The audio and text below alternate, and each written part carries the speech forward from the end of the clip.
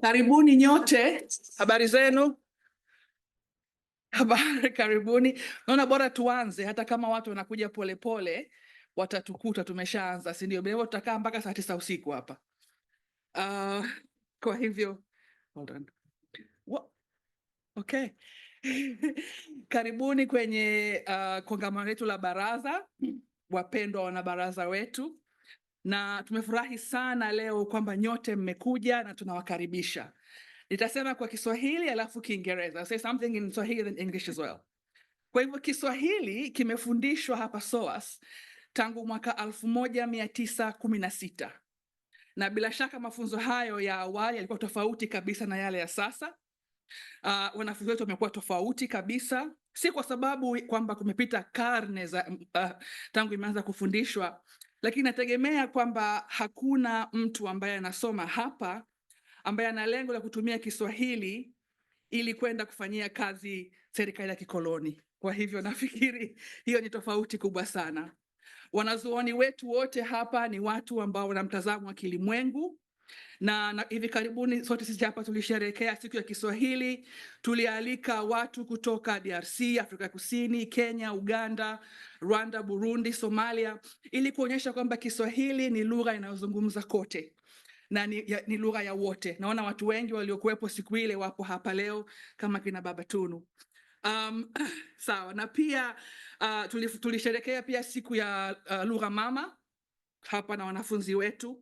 Now, indeed, I feel at SOAS we have tried to decolonize the teaching of Swahili since it started in 1916. We commemorated Swahili Day and Mother Tongue Days, and we also attend a lot of festivals, a lot of conferences that celebrate Swahili. So I think we are really becoming quite central to Swahili studies globally.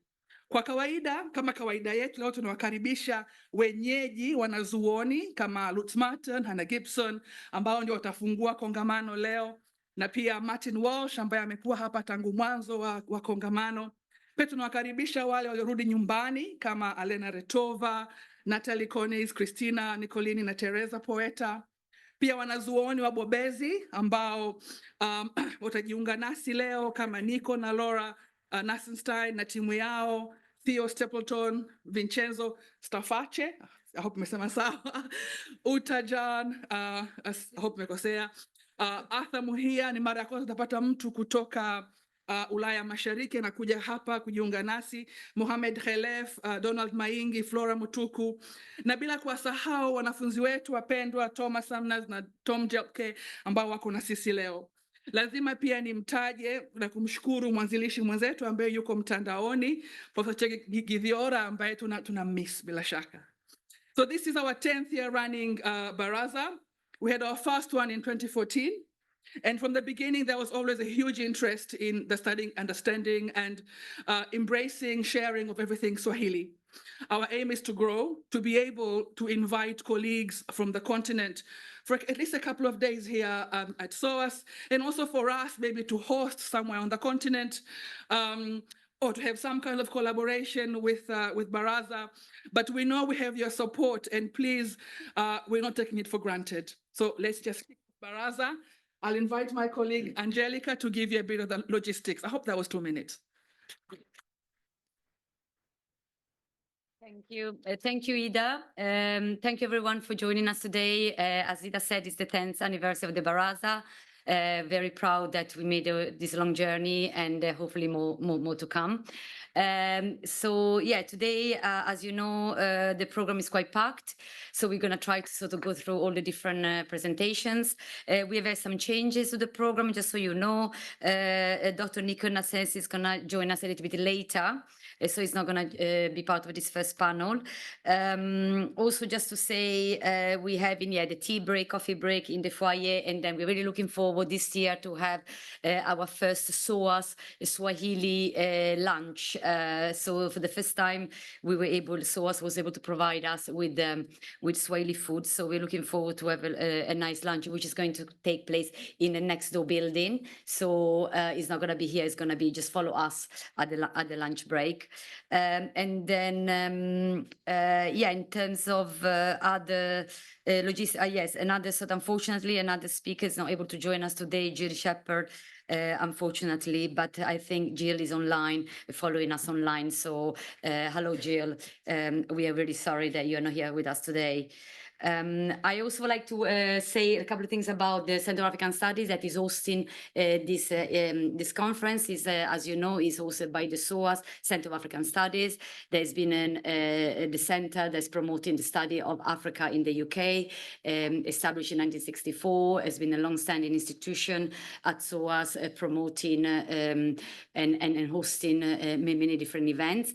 I would like to make a couple of announcements about that. First of all, congratulate me to join our new Central African Studies chair, Dr. Ida Jovayanis.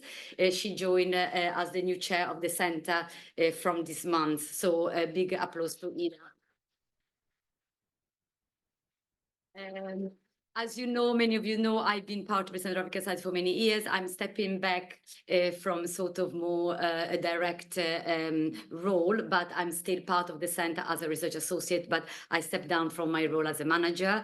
And now we're very lucky to welcome our new addition to the Central African Studies, Mega Thompson, who is going to be with us from this academic year to help us run and manage all the activities. So a few changes.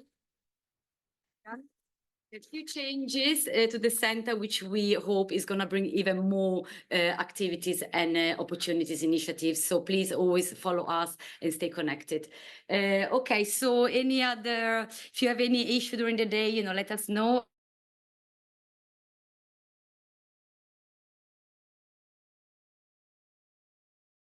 Do you want to come up on the stage? Yeah.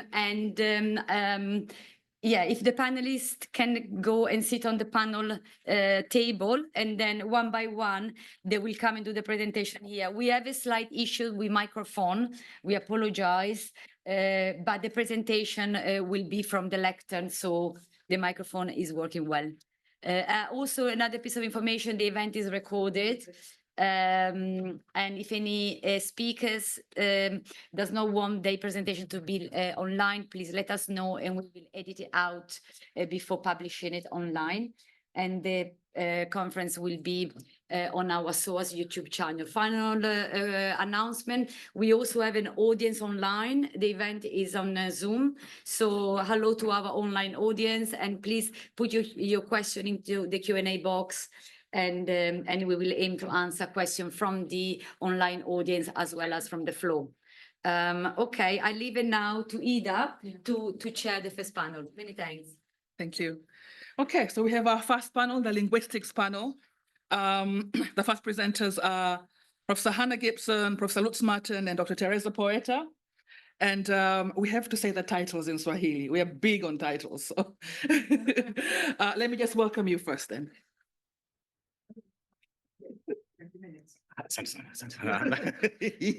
Hamjambo nyote.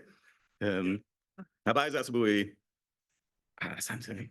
Mimi jina langu Lutz Martin, nafundisha hapa SOAS mambo ya isimu na lugha za Kiafrika. Na kwanza kabla kuanza talk yetu, nafikiri nafaa kuwashukuru wakurugenzi wa SOAS BARAZA, Ida and Angelica. Can we please give a hand again to Ida and Angelica? Organizing BARAZA, which is a very nice SOAS tradition because it brings together the linguistics, the cultural literature. It's a really nice event, and we are very, very happy to be here. Sasa tuko watatu. I will start, and then Hannah takes over, and then Teresa. All of us have close links to SOAS, so it's very nice to be here. What we're going to talk about is the Swahili Coast Revisited: Variation, Varieties, and Language in Use. Oh.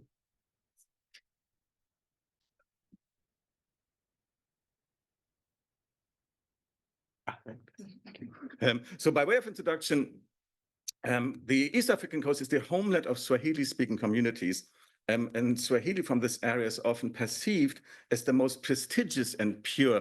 We'll say that later. This is part of a research project we're conducting at the moment on variation Swahili, and that's one of the very strong responses we get from communities. This partly reflects the origins of the language and the central role played by prominent centers in Swahili history and culture, such as Lamu, Mombasa, Tanga, Zanzibar, Kilba, all these big coastal cities, which have been influential in forming Swahili literature, culture, language. And that is reflected in attitudes today. Also, the development of standard Swahili based on Kiunguja and Zanzibar adds to prominence in terms of development of the language. And then coastal Swahili varieties are often contrasted, and their speakers are often contrasted with the mainland varieties, which are then characterized by multilingualism and the influence of other languages. So there's a perception that the coast is more pure Swahili, more prestigious. Mainland varieties are then mixed maybe with influence from other languages. So the research context said that this is a part of a wider project, examine morphosyntactic variation in present-day Swahili in Kenya and Tanzania, the Swahili Dialects Project. Actually, we have a nice website as well. We can share that later. And we gather data through a multi-methods approach. We have a perceptual online survey, sociolinguistic interviews, ethnographic notes, audio recordings of natural data, and morphosyntactic elicitation. The idea behind is that we combine grammatical structural data, like linguistic variation data, with the sociolinguistic data about attitudes, about perceptions of differences, and see what correlations there are and what picture emerges from that. And what seems to be emerging from that, and in a sense, it's not surprising, but on the other hand, it is nice to have that underpinned by more robust empirical evidence, is there's a three-way split in terms of dialects between, on the one hand, Kenya mainland, Tanzania mainland, and then thirdly, the coastal dialects. So there's a little map there. And the fourth region, which we haven't really looked at in detail, but there's lots of other works around, which can be identified as Western Swahili dialects, whether that's one Western or different Western dialects, in the DRC, in Uganda, Rwanda. It's maybe for a next project to look into that in more detail. But our findings, it has this three-way split, and we may add to that maybe also rural, urban, so city dialects. Anyway, so these three or four splits are supported by both sociolinguistic data, that is from the attitudes and perception data we have, and by structural data, that is morphosyntactic data. And that isn't that, of course, unsurprisingly, there's also both micro and macro variation across these three different areas. So what we want to do today, we want to examine the present-day positionality and varieties of Swahili, drawing in particular on data gathered from the coast. So we have a short introduction, actually we've done that. And then we talk about the Swahili coast and the language ecologies, the grammatical variation, language practices and attitudes, and then draw a summary and conclusion. Yeah, fantastic. Thanks, Lutz. So yeah, I'm going to talk a little bit about the sort of next section, which is this idea of the Swahili coast, and honing in a bit now on these language ecologies, so we get more of a picture of what we actually kind of found. So as will be familiar to many of you, the Swahili language seems in some ways kind of like emblematic of kind of coastal identities, right? So strong link between Swahili and people saying that they're from the coast, or Uswahilini, or identifying as Waswahili. And in some senses, this also assumes then a kind of monolingualism. It assumes that this is the language of the area, that maybe people only speak this language. The other thing we've come across in our research is when we talk to people, if we talk about dialect or variation, we ask people what they think very much about these kind of lahaja, right? These sort of traditional lahajas are Kiswahili on the coast, so something like Kimbita, they named dialects rather than thinking of the broader like variation and variety that we're interested in. So this strong feeling that the coast is sort of what we are interested in. And of course, we're interested in everything.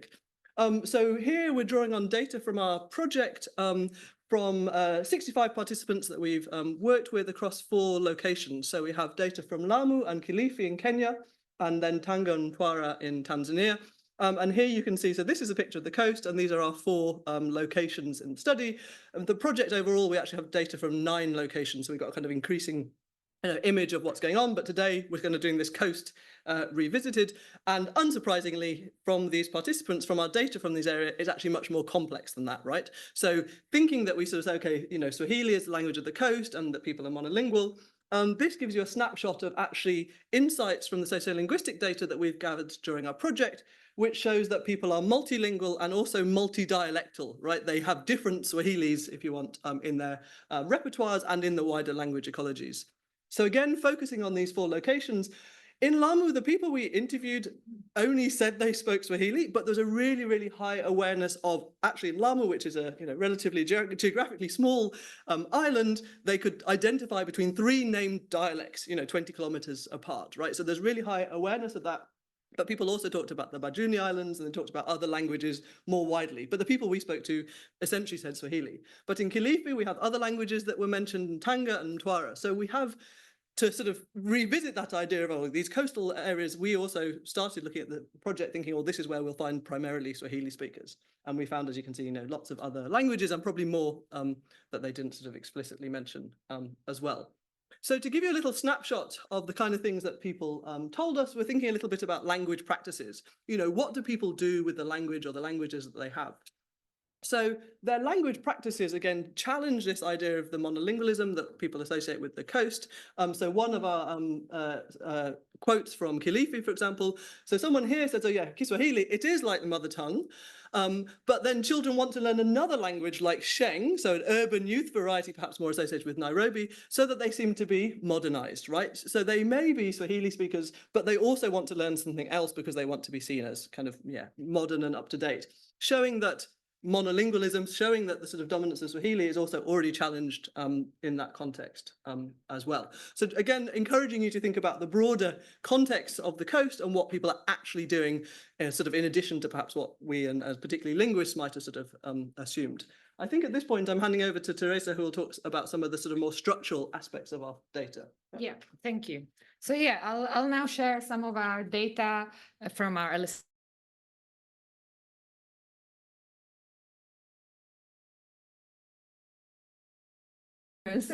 and I start with something that if you have been like us, if you're sort of loyal fans of the BARAZA and come every year, maybe you have seen some of our other talks. And I feel like maybe this slide is the one slide that has appeared on all our talks. But I promise we are saying something new about it today. So it's about how you express habituality in Swahili.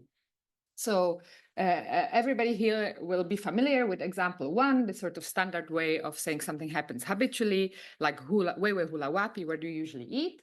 And this sort of slide is what we started off with in the project. We knew, yes, this is true, there is who, but also there has been research for a while now saying that there is also another way to express habituality in what people call colloquial Swahili. And there is this aga, and we presented last year and lots of people sort of came to us and said, yes, I hear this naindaga, nakulaga all the time, it's so common. So we knew about this, and we also knew that this aga is present in other Bantu languages. It's been reconstructed for Proto-Bantu as well.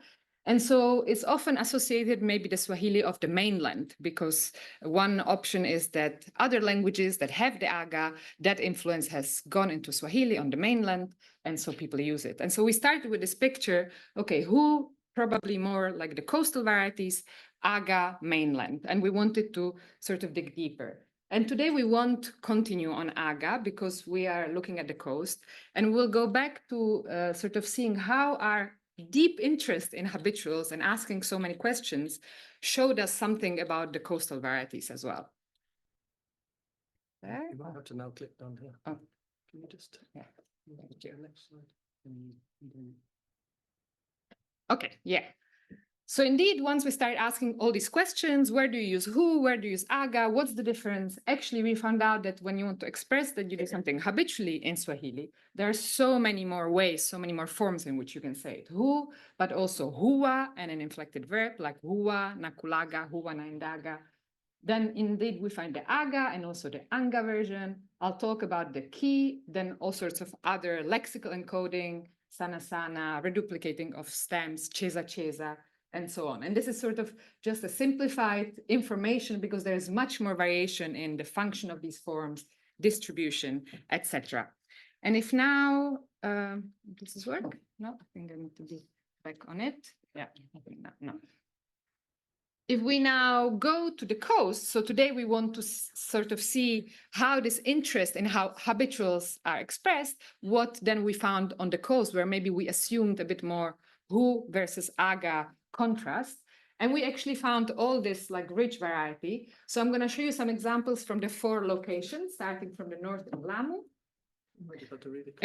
where just one back. Yeah, thank you. where we indeed find this standard hu. So for example, yeye hupika kila leo. So also maybe you can see the kila leo, other variation can be seen along the way. But in terms of habituals, we see this standard hupika. So this was from Lamu. And then if we continue sort of south, in Kilifi, we still get the who, but actually what we found is that in most cases, people wanted to use this auxiliary version, huwa and inflected verb. So kanisa huwa tunaongea Kiswahili na Kiingereza. This comes from our social linguistic interviews. So at church, we normally speak Swahili and English. So the who directly on the like hupika, like we saw, people weren't using it, weren't so keen on it, but huwa and an inflected verb was very, very common. So already we see some differences. And then if we continue south, and now we go into Tanzania, in Tanga, who was not a form that people were keen on or were using commonly, but instead sort of this present tense, which we'll look at more closely, this sort of sometimes called a tense was used. So mi naenda sokoni kila siku, I go to the market every day. So already now a change from the who not being a common form used and another sort of habitual marking present. And lastly, in Mtwara, so now we're a bit more sort of south in Tanzania, in fact, none of the habitual marking was seen by speakers and something they used, and it doesn't appear in our data. Simply unmarked. If you want to say that you do something habitually, you just use the standard present tense, binti sila anaamka mapema. And when we tried with elicitation to ask about using the who or huwa or aga, speakers were not keen on it, were saying this is not something that they would use. But then something quite, for us at least, surprising that we found was that when people were referring to something that habitually happened in the past, so not in the present, but something people used to do, this form ki sort of appeared. That we had, of course, we are all familiar with the fact that ki is something that's used in Swahili, but it usually marks other things, not habituality. So here we have miaka ya sabini zikizaa sana. So in the 70s, they were sort of very productive. So this past habitual, which we didn't find in any other location. So we're quite excited and are still looking into it. And just sort of as an overview, to show the variety that we have found, here we have our 4 coastal locations. So this is not including our other location that would make it even more complex, but just to focus on the coast today, we have our 4 locations, the different ways that you can express habituality. And then we have the different things that are going on, whether it was attested in our data, not attested and rejected, or sometimes we're also still missing data. We're still in the process of analyzing. But even without having to take it all in, what's really sort of clear, I think, at first sight, is that no 2 locations have the same combination. So there's really no uniformity in these coastal varieties to have one system for marking habituality. And the one thing that they do actually all have in common is that here, this row with the aga, that was not found in any of these locations. So speakers were not saying this is how they mark habituality. So in a sense, this groups them together. And if you think back of our emerging dialect zone that Lutz presented at the beginning, this is sort of a strong point in favor of it. It's the one zone where aga is not used as opposed to the others. And how am I doing for time? Still a few minutes. So maybe just to give you also another taste, another grammatical variation. Hopefully now you are on board with a bit of grammar. And that's the tense that I mentioned, that sometimes it's called this a tense or present tense. And again, we started off sort of having it in our awareness as something that's typically considered a feature of the coast. And most examples that you will have come across that as well is when it's used with first person singular, like we had in the example before, naenda, nafanya, etc. But other forms of this tense are not perhaps as commonly used, and that's what we wanted to understand a bit closer, where they are used and how. In terms of like sort of references, so sometimes this is referred to as the present indefinite, Ashton calls it that. This example, mpishi asema ataka sukari. The cook says he wants some sugar. And I think there the idea is that when it's something that's sort of a fact that's more like true over a long period of time rather than present tense. But in our data, we actually found this tense only productively used only in Kilifi and Tanga, not in our other mainland locations, but also not in our other coastal locations. So that's why we were interested to see if we say it's typically from the coast, where does it really appear? So just to show you what we found in Kilifi and Tanga. So this is our Kilifi data. Kwa hivyo waenda nyumbani wewe? So are you going home? So here you can see the waenda is this sort of Athens, and then just a different form. Huyu aenda chukua nini? What is this one going to take? And I think in both cases, this is perhaps slightly different from this like indefinite present. We can see that it's really used sort of for something that's happening right now. And then some very, very fresh data, because our colleagues have just been to Tanga last month. So we're just working through this data.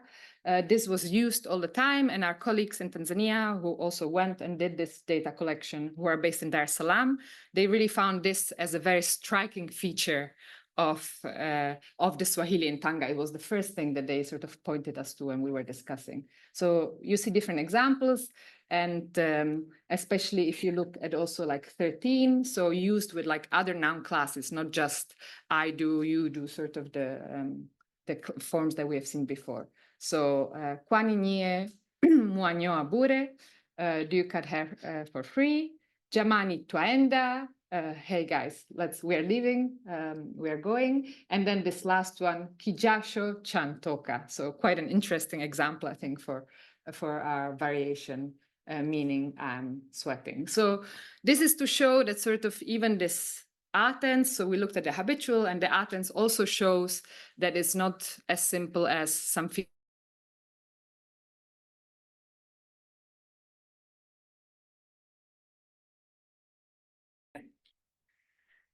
so this is just to conclude. So we have started sort of off the project being very aware that variation in Swahili is often discussed along these differences between the coast and the mainland.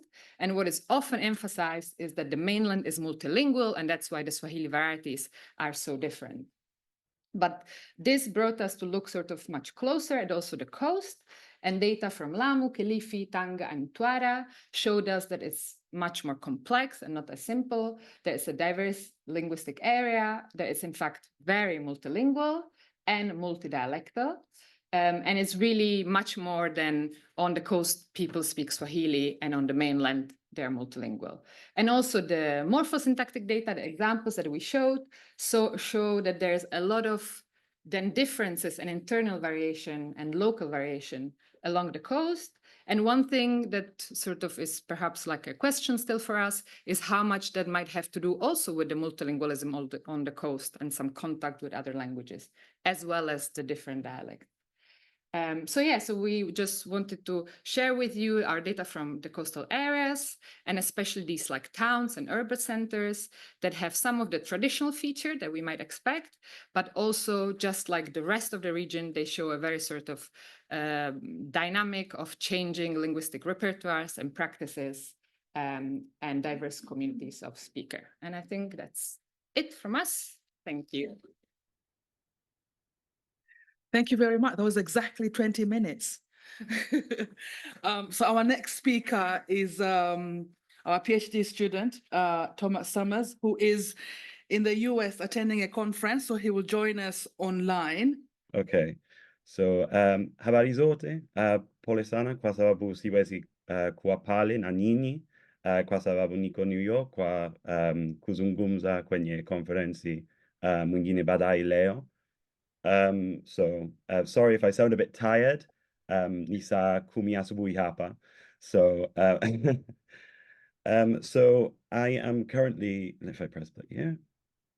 So I'm currently studying for my PhD under Professor Lutz Martin, and I'm focusing on linguistic variation in Swahili Twitter in Tanzania. So these are just my initial findings. I've started some of the sifting, but this is by no means definite and finished.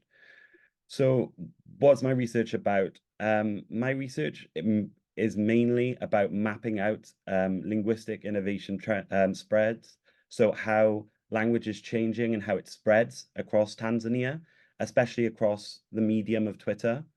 And I break down tweets down to their smallest elements, looking for how they're different and how these differences multiply and change over time.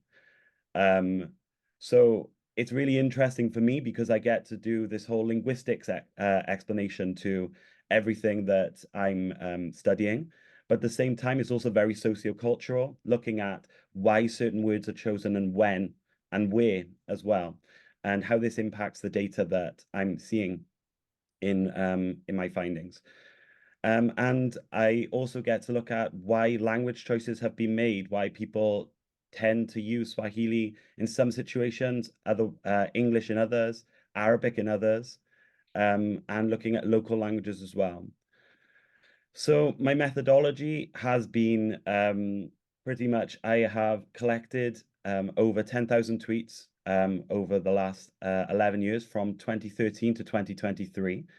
I've been identifying them by the region that the Twitter post, the tweet poster comes from, the gender if it's readily available, and the idea is that through the use of various Excel functions that are far too long and complex to go into at 4 a.m., I'm able to split up the tweets into the individual segments, and from there examine them, label them, and look for trends.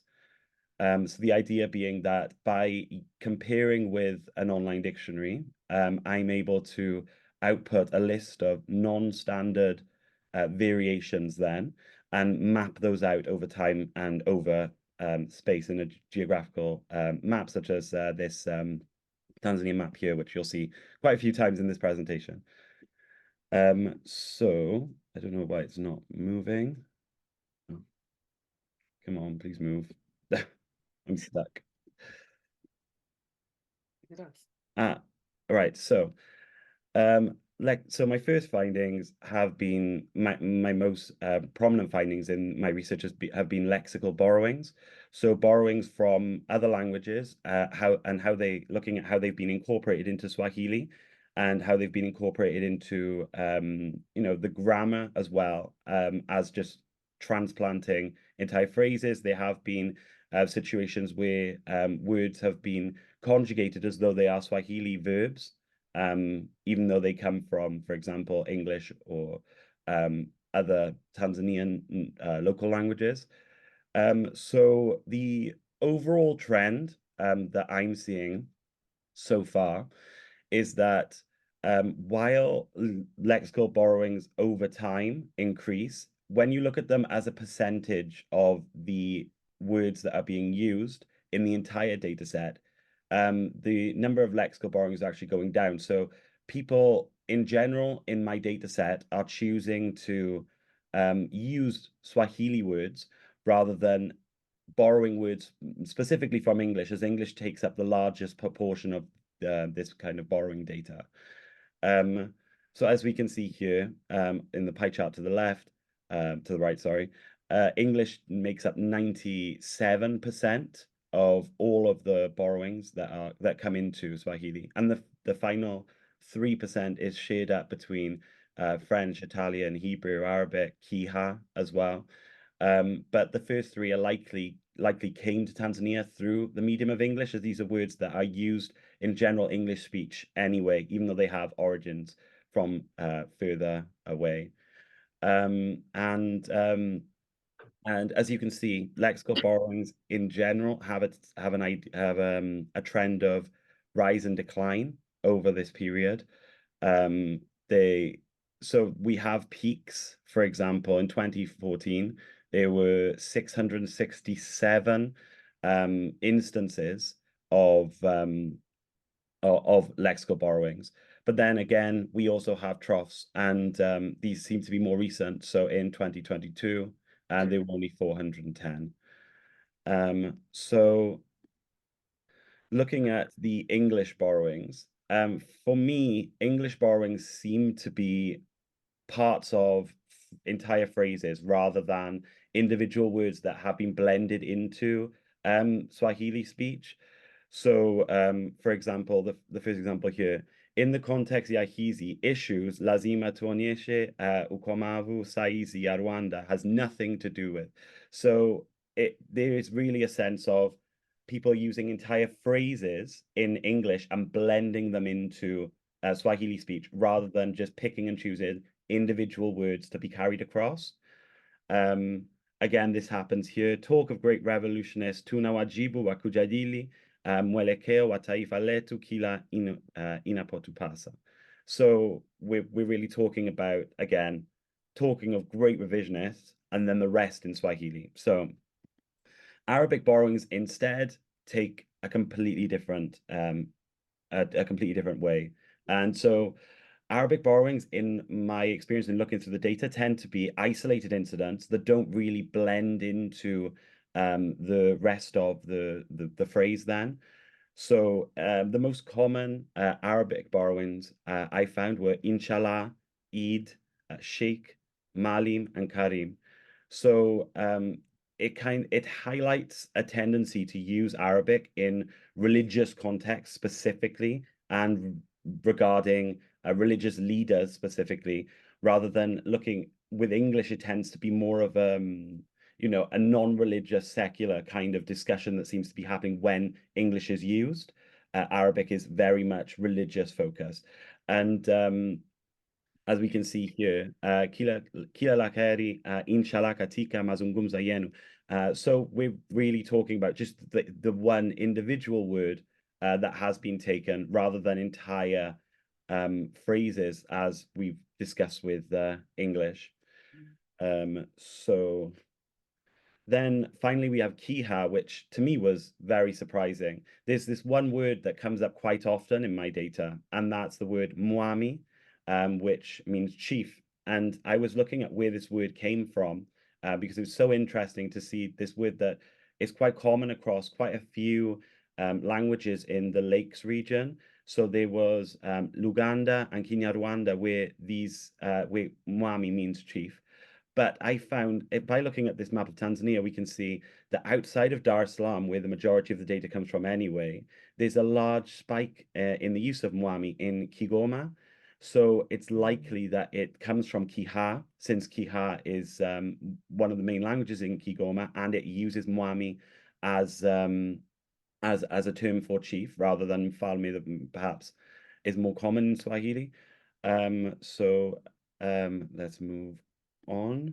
And then finally, we have borrowings coming from other languages. So as discussed, we have French. So here, hongera sana, madam, hakika hii ni Tanzania mpya. So congratulations, madam. Indeed, this is a new Tanzania.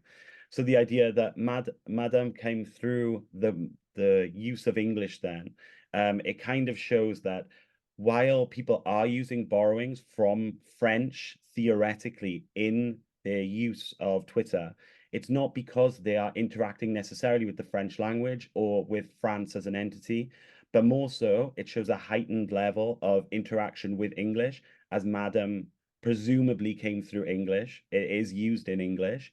So the same thing can be said with the second, maendeleo makubwa, bravo, president, wetu una moyo wa kizalendo. So bravo, obviously Italian, but in this case, I think in English, I would say bravo. So it kind of shows a heightened level of interaction then with English and a mingling across linguistic barriers, but through English. So looking at lexical borrowings and where they're actually used, we can see that the vast majority of lexical borrowings come from Dar es Salaam. So out of 6,314 instances within my data set, Dar es Salaam leads the way with 58% of all of the lexical borrowings I have, 3,687 instances. And specifically, I'm finding that there's far more probability that borrowings come from the districts of Ilala and Kinondoni within Dar es Salaam. So much like the overall borrowings in the country as a whole, borrowings in Dar es Salaam do have an overall negative trend with a peak in 2014 of 495 instances. and then troughs then in 2017 and 2022, with 2022 being the lowest of 230. So borrowings in Dar es Salaam follow the most popular borrowings in Dar es Salaam follow the national average, really.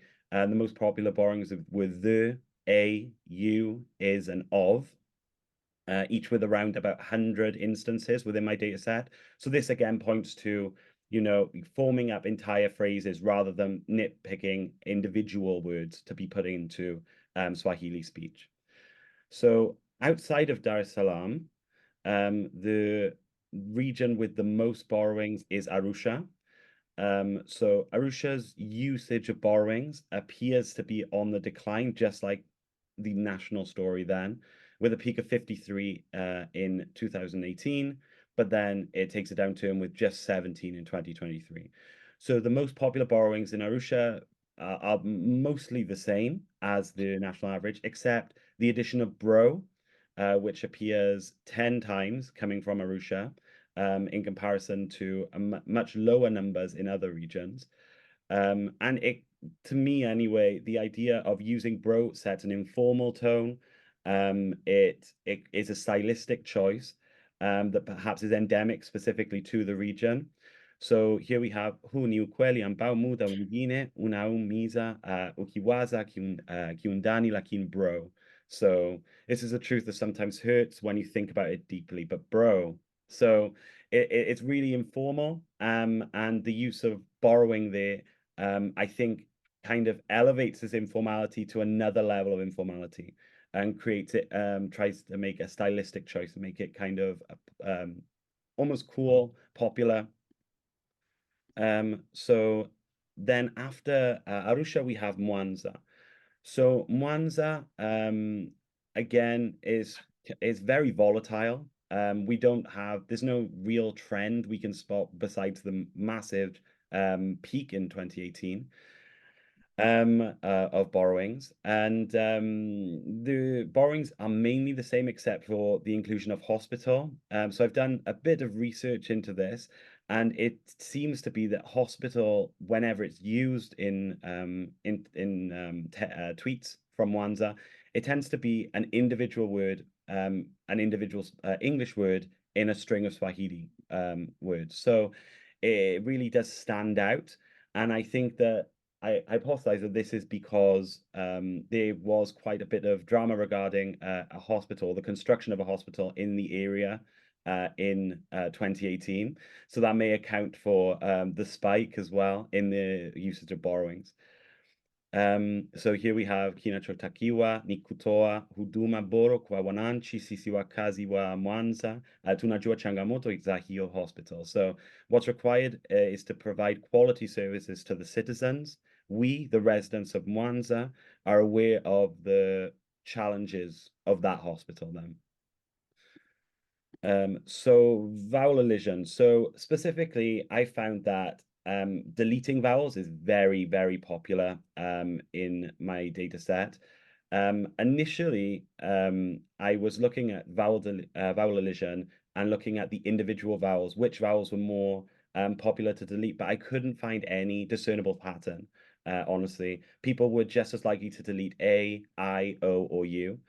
But when looking at the placement within the word instead of looking at the vowels themselves, then there is a pattern to be found.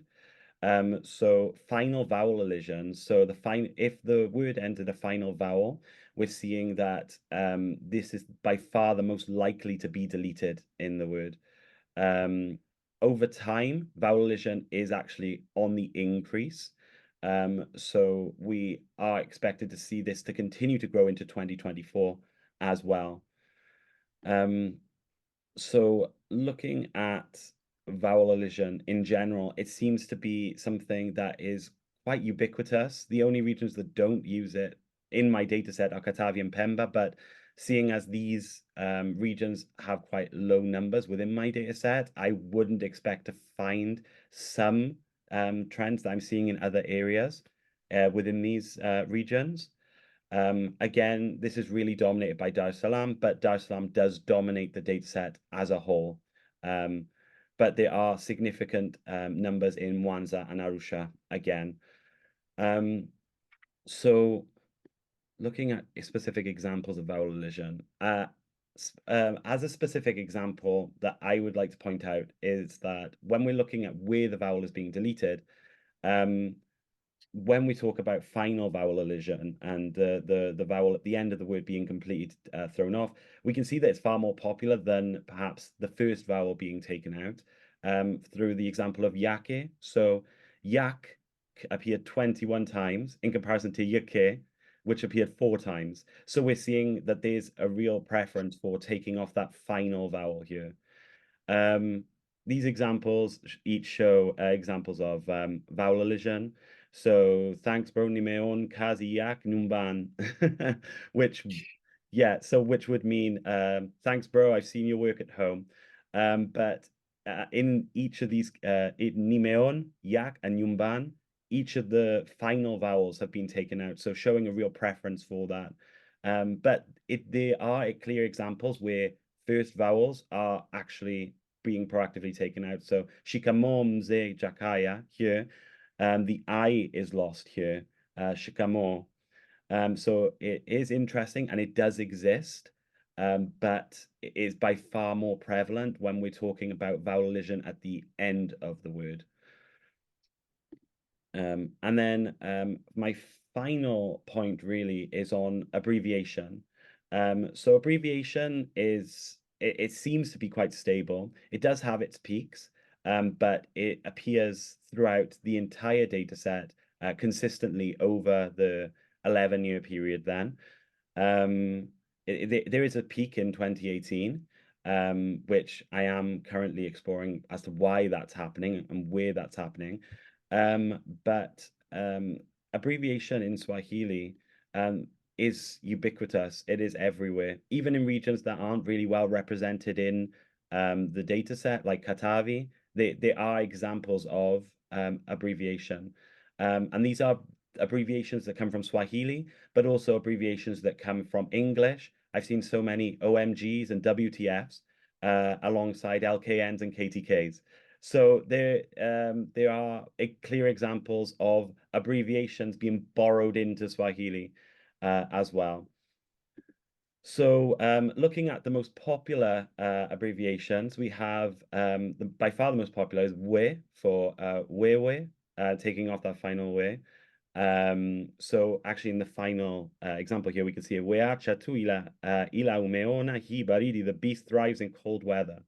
So just leave it, but you've seen this cold weather, the beast thrives in the cold, in cold weather. So the we here is supposed to be wewe, but they've taken the stylistic choice to cancel out the final we. For brevity's sake, perhaps because Twitter, infamously has a set number of characters that you can use. But then in second place, we have katika, but reduced down to KTK, which appears 175 times in the data set. So here we can see it in the fourth example, mpaka maji and yakauke katika chungu, KTK chungu. So until the water dries up in the pot. And then after that, we have mhe from mheshimiwa, which is very, very common, 132 instances. Wewe again here simplified down to WW, which it also talks a bit about how pronouns in general are simplified down. In the dataset, I've seen Mimi as MM, CC as SS. So it's really a common thing to do to reduce these down to just the initial 2 letters. So atafanana na wewe. So he resembles you or she resembles you. And then finally, we have N for ni, which is very, very popular. In fact, I was exploring whether N can also be used just for na, but it seems there are no examples where N is used to denote and then. It's only used to denote ni, which I found very interesting. I think this example really shows it. Hali nimbaya nazoezi. So the I dropping here. So the na here shows that this is in fact ni, and that there is no reason then for across any of the data set for N to be na. So I think I'm finished. Thank you very much. Perfect. Thank you very much. Asante sana. Our presenters who had missed a flight are here. So I will just take this over as Abdulaziz, you can come and present. Right. Hello, everyone. Yeah. Okay. Yeah, this is my presentation about Swahili. It is titled Revisiting Swahili Obstruents, Sociophonetic Analysis of Regional Variations. And we talk about the obstruents and focusing on the four. The three stops, the pa, the ta, the ka, and one affricate, which is the cha. And I'm co-authoring this with Stephen Winters from the University of Calgary in Canada. All right, so just a quick, information about Swahili. We know that Swahili is a Bantu language spoken in East Africa. And, it has, as we just heard, many loanwords from Arabic, from English and other African languages. It's spoken by 82 million people. And those who speak it as a first language are just 16 million. This is from 2019, so the number would change a bit. Then, so Swahili has so many dialects, including the dialects of Kiunguja, that's when we talk about Zanzibar, and the one spoken in Mombasa as well. So we have three problems. That's why I started thinking about something like this.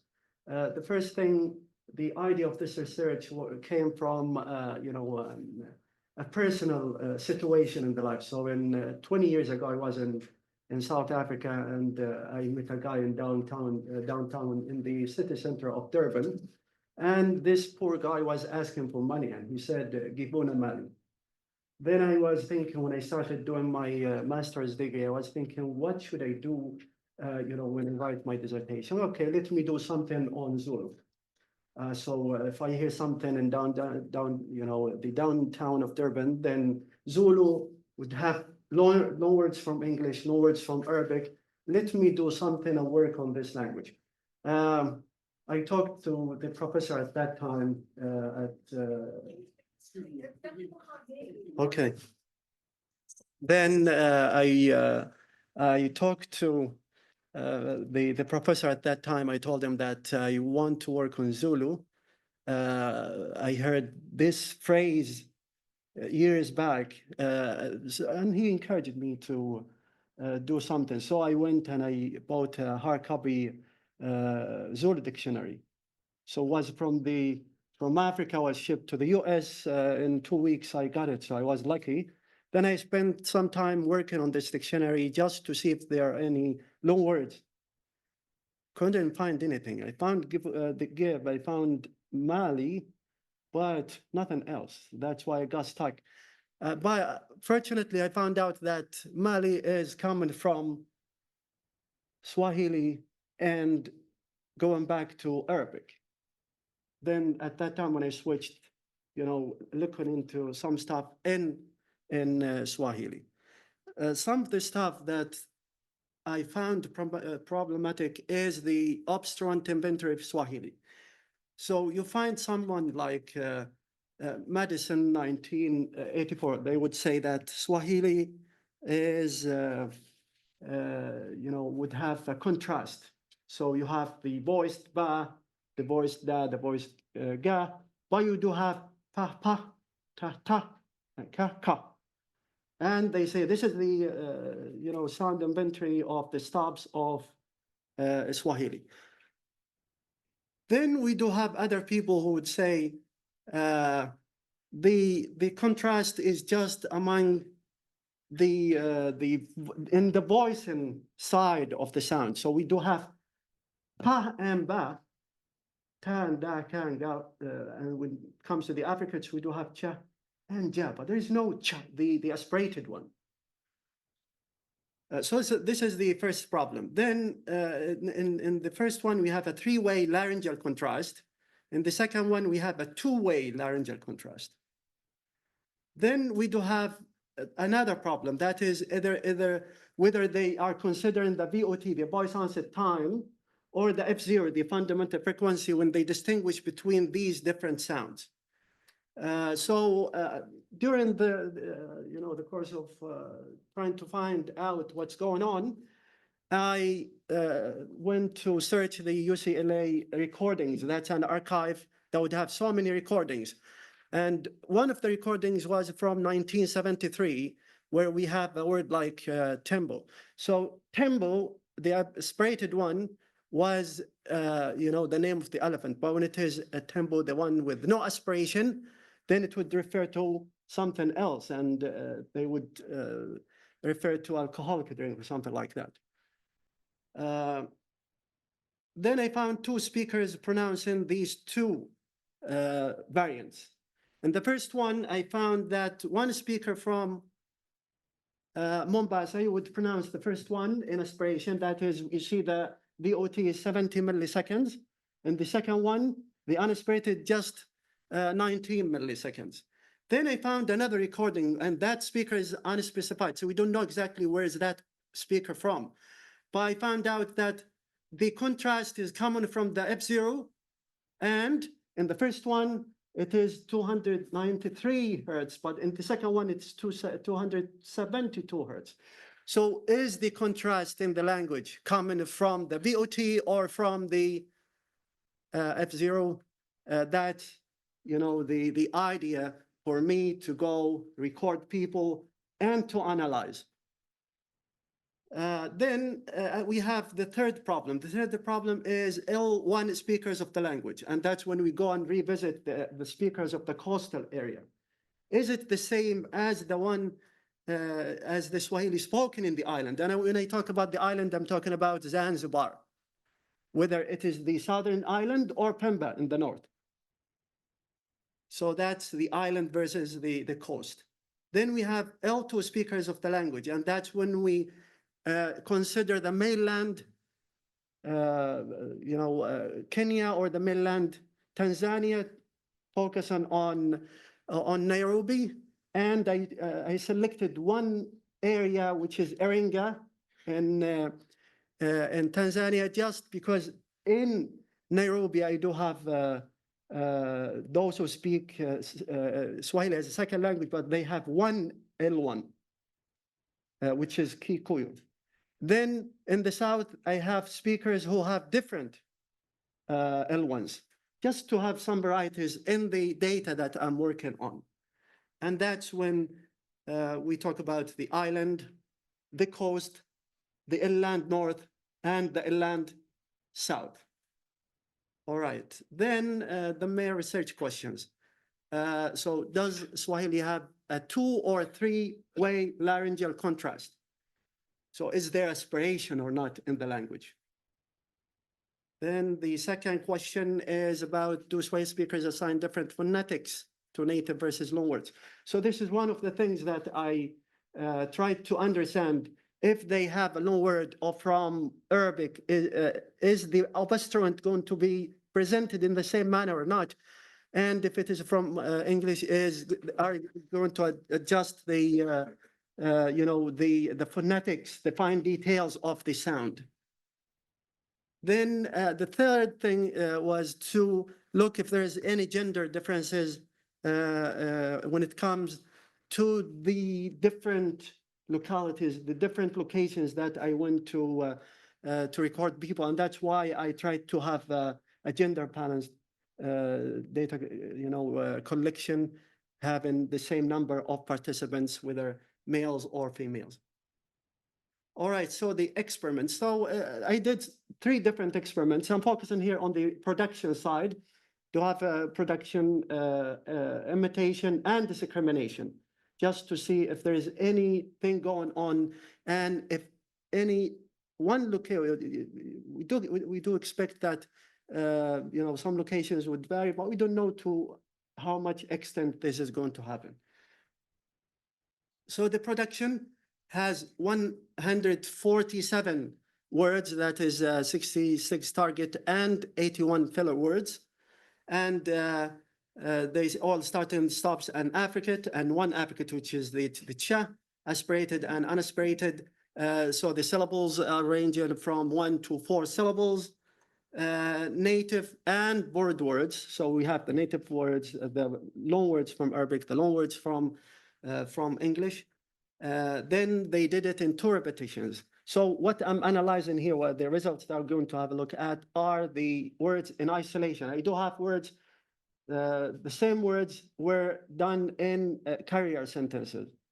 But the ones that the data turned out to be huge. That's why I have to limit myself to some portions of the data. And to avoid the participants from being misled by the spelling, they were shown pictures. Because we know if you say, read or what is the word, if it is in the spelling, they would say tambo. You don't know what's in their mind, whether it is the elephant or the cock drink, whether it is. So I showed them an elephant. I showed them a drink when it comes to the word paka. So I have to show them, a picture for both. Pa, I have to show the participants the roof and the animal. That's just to make sure that this is the exact pronunciation.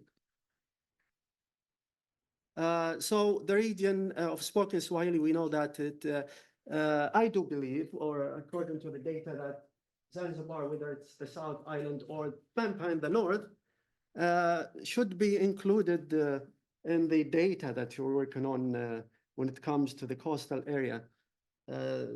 That's why I see it is unique for me having an island that is sort of isolated from the mainland. All right, so here we have the 2. If you see, we have Mombasa and Zanzibar. These are the 2 locations where people would speak the language as L1. Then we have the mainland, Nairobi and Iringa, where the people speak Swahili as L2, maybe L3, maybe L4, don't know exactly. We trust the participants when they sign the consent form, but you could have some variations. Here we have 12 males, 12 females. They were recorded at the Somet University in Zanzibar.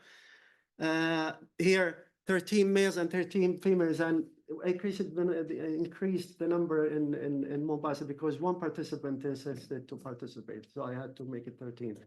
But the aim was just 12 for both gender. Then we have the same here in Mombasa at the Pwani University campus in Mombasa. So that's a university that I spent 12 days or 10 days there. In Nairobi, they were recorded at the University of Nairobi campus by the help from the key Swahili department there. Then in Iringa, I had to have someone to go and do the recordings because I issued a permit for Zanzibar. I issued a permit for Nairobi. Then I couldn't find or issue the permit for Iringa, so I had to someone to do it. All right, so the production. We did a mixed effects model where to look at these different phonetic details and see if there is anything is the one that people would consider. So the BOT and the F0 were assigned a tier that we call phonation in Pratt, and then we looked at the F0, the loan words as well by looking at the BOT and F0 to see if there is any difference between the different locations that we tried to analyze. So here we have all the points, the data points of the phonation were analyzed. All the data points of loanwords were analyzed.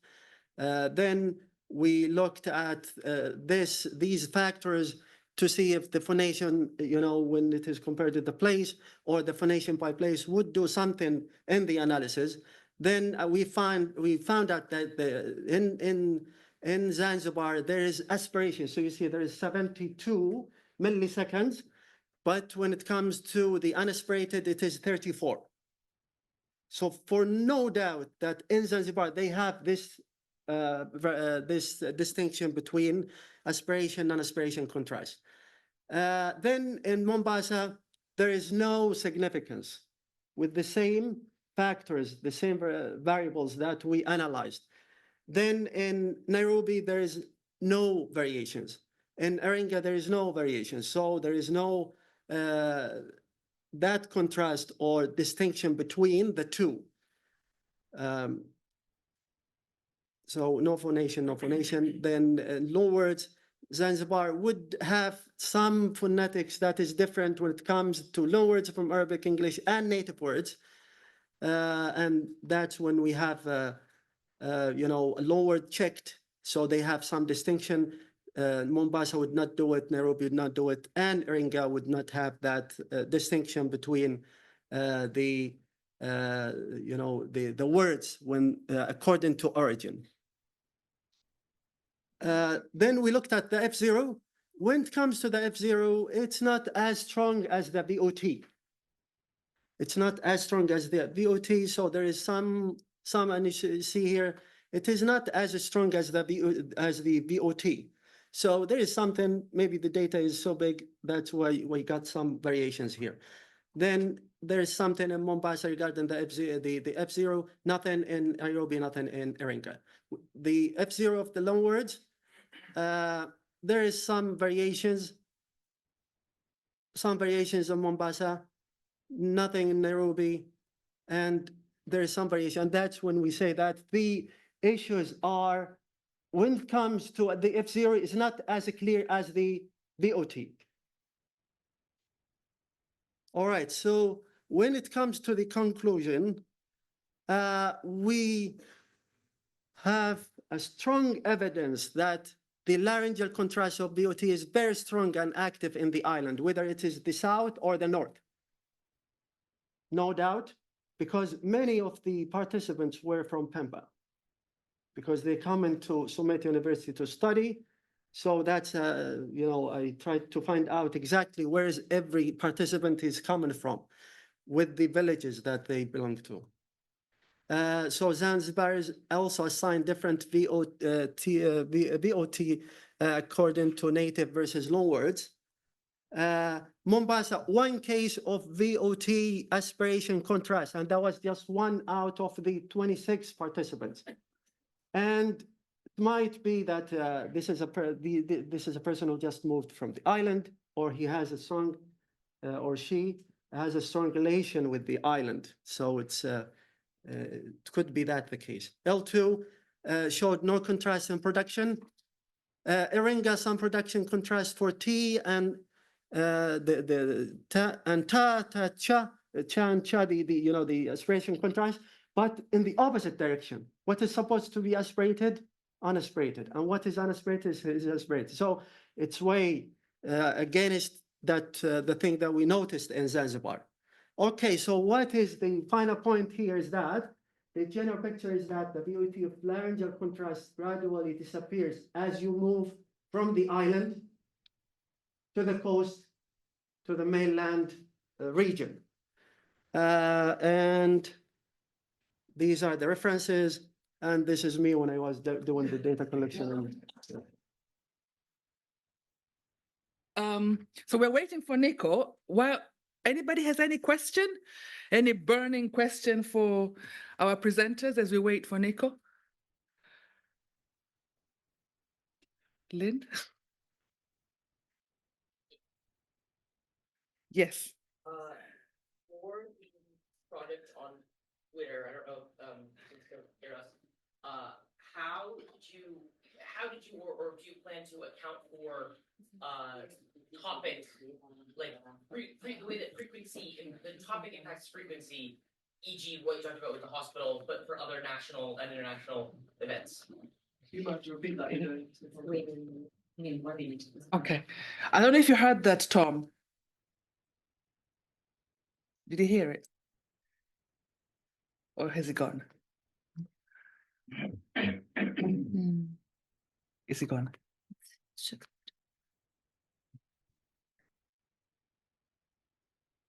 Tom's here.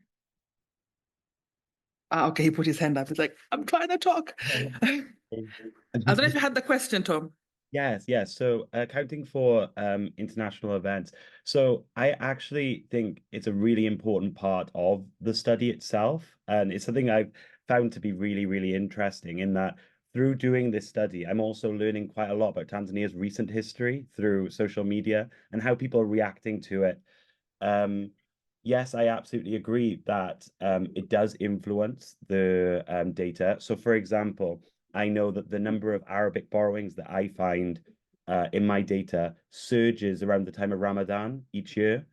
The thing is, I don't believe that it affects the integrity of the data just because I'm observing how people are using Swahili, where people are using Swahili. So if people are talking about, I don't know, Ramadan or Eid or in this case, the hospital then, and they are using loan words, then to me anyway, it just proves that in this specific case, that's the language that they would use. And it's, to be fair, as much as I think it does disrupt perhaps what you would call a normal controlled experiment, because obviously you're never going to get a data set which is completely isolated from outside events. There will always be some sort of social political aspect that colors the data. And I think that has a significant, adds a significant value to the work that I'm doing, if that makes any sense. Does that help?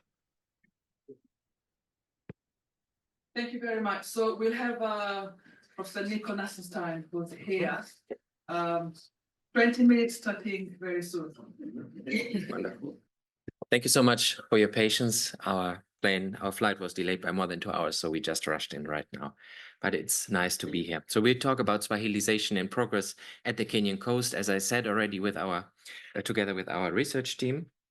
This is about studying the Mijikenda languages. Some of them, of course, not all of them. We have specific languages each of us focuses on.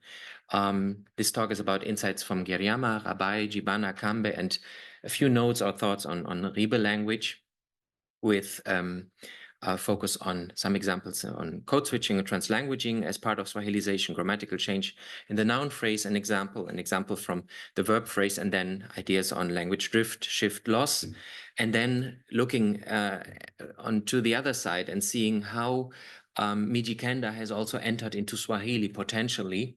It's an understudied field practically and topic, but of course there is a substrate in the local Swahili that is spoken, unlike in standard Swahili or among standard Swahili users. This is the geographical context that most of you know very well, and many of you have expertise in these languages or in Swahili spoken there around Mombasa, roughly the area between Malindi to the north and Tanga in Tanzania in the south. These are the languages that we focus on.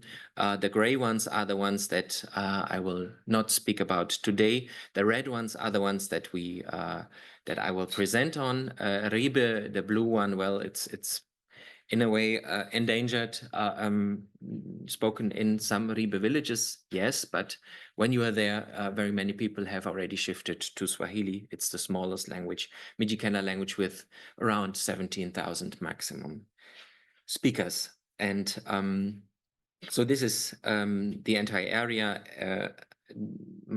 Our colleague Axel Fanego-Pallard works on Kauma, Angie Mietzner on Digo, Laura does her PhD on Rabai, and I have focused on Giriama and Jibana, and nowadays a little bit recently on Kambe language.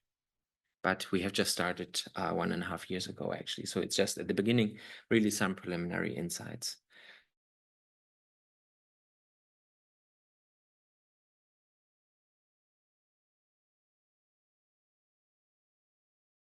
Of Swahili Sabaki on the Kenyan Lesotho-Tanzanian coast. There are many historical linguistic sources. There are some tonal analysis. There are some in-depth grammatical studies on some of these languages. Some historical material from Krapf and Rebmann from the mid-19th century. Some linguistic anthropological studies too. And we focus on description, especially where fine-grained analyses are lacked. We have now looked at tense aspect over the past few months, for example, but also in anthropological linguistic key topics, space-time, ethnobotany, emotion, language ideologies. Yeah, that's practically what we do. And we collaborate with David BARAZA in Kakamega, actually. So the historical context is important and interesting because for a very long time, different Swahili groups at the Kenyan coast have been in contact with specific, as kind of a clientelage patronage system, with specific Mijikenda groups, as you can see. So the Telatha Taifa with Digo Duruma, Tisa Taifa with some others, Mvita, Kilifi, Mtwapa, and Jomvu Swahili people had to do with the Giriama, or had this kind of system of dependency with the Giriamas, some also with the Kauma Kamberibe, parts of the Choni and parts of the Rabai. Malindi Swahili subdivision of the Mvita actually were in close touch with the Rabai people through the Sheikh of Jomvu, which is the Swahili, other Swahili people closest to the Rabai area, actually, just on the creek in Mombasa.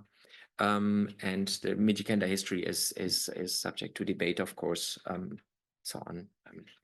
And there's some older, mostly this is based on these patronage systems, on older sources from the 19th century, some of them on earlier Portuguese sources and so on. Little has been said about the Swahili impact on specific Mijikenda languages. Of course, it has been a very, very long time ago. It's hard to trace, impossible to trace if there are no written sources in a way. But in some cases, I would say we can make or contrastively look at Mijikenda languages, which ones have been impacted in which way by Swahili and which others have not. Here again, once the overview of the languages, all the names that I've just read to you. Some had to do only with location, others had to do with really long and intense historical relationships to these Swahili ethnic groups around Mombasa, and also their time of arrival, of course, and their split, internal split, and so on. But that's another topic, a historical topic more to develop. Which local Swahili in contact, but which one? Is it the indigenous Swahili varieties from the Mombasa area, Chijomvu and Kimvita, the ones that are still spoken? We just did a field trip to the Jomvu people in August, and there's still a group of people who speak that Swahili variety. The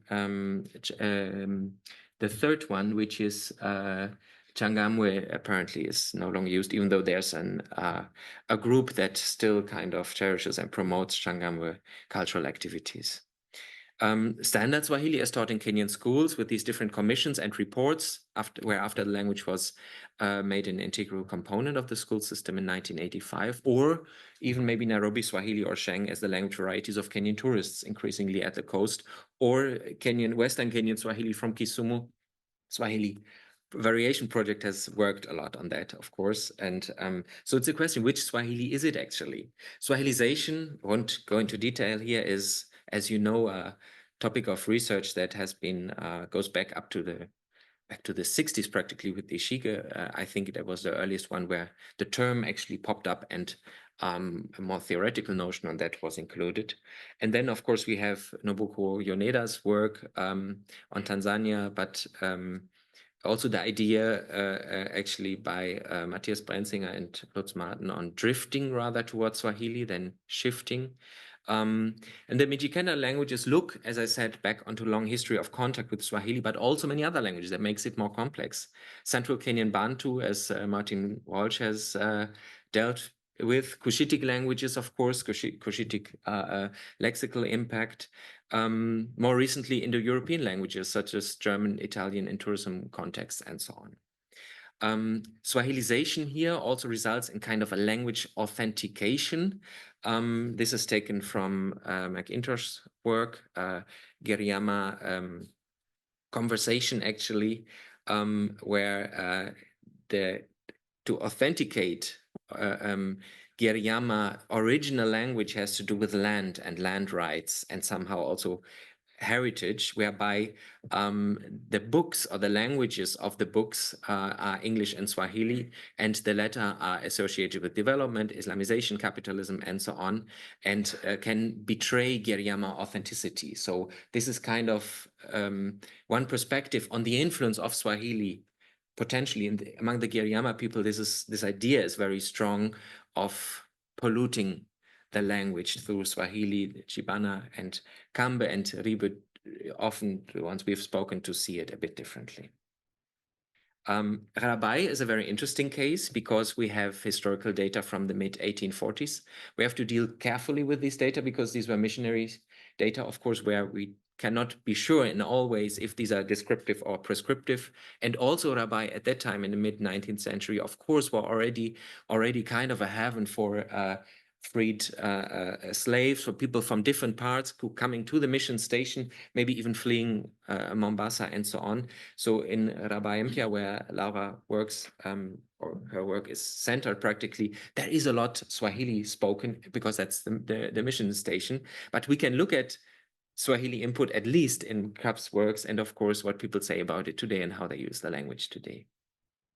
So the first one is, well, the common thing, code switching or translanguaging. There's a code switching example that I have put here, where we can quite clearly separate the codes in a way, intrasententially. Also, discourse marker switching. Rafiki yangu yundaona watoto wengi hapa. Then the person corrects him or herself. Ahoho anji, many children. Yundawaona haha. He or she will see them here. Machero tomorrow. Karibu na bridge. That's a nice example from Giriama, where it is quite clear that there is something being switched, or maybe if we approach that differently, and we can say we can no longer clearly separate the borders, it's more a languaging, translanguaging process. Discourse marker switching also, lakini mohoho, pasababu, yunaishi mudzini, kasoma sukulini or skulini. But the child, because he lives at home, does not study at school. And here, the pasababu, unlike the lakini, where we cannot be sure, is it borrowed? Had it been borrowed onto Jibana before? Most probably. Is it still code switching then? Because most or all have lakini actually. And in Jibana, the phonetic realization here could give us a hint, whereby when people speak Swahili, I would say sababu or kwasababu or something like that. Then, of course, there are cases where there's no code switching but borrowing, and we can contrast the languages. Jibana, alafuzeria, then I ate, after that I ate, contrastively with Giriama, Gonya, Zaria, for example. So we see alafu here most probably has entered Jibana already at a certain stage, whereby the temporal aspect is, as we can imagine, is impossible, difficult to mark. Grammatical change in the noun phrase. We chose one example here, and that's for diminutives. More Swahilized Mijikenda languages display convergence of noun class prefixes towards Swahili or with Swahili. For example, in the loss of morphological diminutives in noun class 12 and use of noun class 7-8 for diminutives, or instead none at all. So Giriama has katupa, small bottle, vitupa, 12-8, kakuro, small dog, kagari, small car. Rabai has the same, kakuro, vikuro, 12-8 as, and then Jibana has no morphological diminutives and has kurumtite, garimtite, garitite. For example, ka is rejected in Jibana. It's not real or good Jibana. And Digo, for example, uses, I forgot to mark, this is also from the Nicol 2015, the source I cited down, Steve Nicol from 2015. Gogo log, chigogo small log. So 7, class 7 and then 8, chitabu, chizitabu for class words that are already in class 7. In highly Swahilized Digo, no functional distinction further. Sometimes it's made between some words of noun class 11, noun class 14. Noun class 11 Li words can co-occur or vary actually with words that start with U, 14 as free variants, Lichigo, Uchigo, fence. This is, and then Nicole says, perhaps under the influence of Swahili, in which these two classes have collapsed into one. In more Swahilized languages, speakers' tendency for variation is free between the syncopation, mu syncopation, or non-mu syncopation. So suspension of the syncopation, m or mu. So very often in Kambe, we hear, for example, muchira, mchira, tail. Jibana, mutu murefu, mtu murefu. People correct themselves as well very often. This occurs more often in our data than, for example, in Giriama, which is less Swahilized in a way. In the verb phrase, we want to give an example of the habitual. Many people are interested in habituals in Swahili, but also beyond. So in Giriama, we have a structure that we find in many northern, or almost all, or practically all, northern Mijikenda languages. Nikukala funahenda kazi haha. We work here regularly all the time. In Kauma, this can be used, the Nikukala, but speakers often also use null, a zero marked strategy. Akpandika barua, he usually writes letters. There's nothing, no morphological. Habitual in Rabai, we have the Nikukala strategy. Nikukala yunarima mundani. And then in our work with speakers, we got aware of a construction used huwa, hunaria, wari. We regularly usually eat rice or food. And this huwa form is from Swahili. Comes from Swahili, and all other speakers of Mijikenda languages reject the huwa form. Say, this is Swahili, this is not in Rabai. Some people say, I know it, I don't use it. Others say, yes, that's normal, Rabai. So this is an interesting Swahilization, example of Swahilization of Rabai. What we did here, it's a bit very preliminary, hypothetical. It's based on sociolinguistic interviews with the people we worked with, a handful here, a handful there, and so on. We had, when we applied Batibu's model of language shift, we had the feeling that, don't take all this really like as something that's very fixed. It's more maybe a start for a discussion on drift, shift, loss, and endangerment. Urban Ribe speakers who in Mombasa are prone to shifting to Swahili or have already shifted to Swahili. Young Ribe speakers or Kambe and Jibana speakers who, for example, live in Mombasa or have been living in Mombasa or Malindi and so on for long are the ones following after who say, well, I still speak the language, but I'm not as good as, for example, maybe my parents or grandparents. These are in our categories, maybe the more Swahilized, more recently Swahilized, and also the ones who have, where you notice more. And of course, for the Digos, it's a specific case because Digos, it has to do with Islamization and very early contact as well. And that's difficult to pin down. Then we have this semi-urban Rabai, living, for example, in Rabai Impia. There's Mission Center urban Digos, of course, in Mombasa. Parts of Kambe, parts of Jibana, and some Ribe elders who would correspond to phase 3, maybe 2 or 3 with in Batibu's model.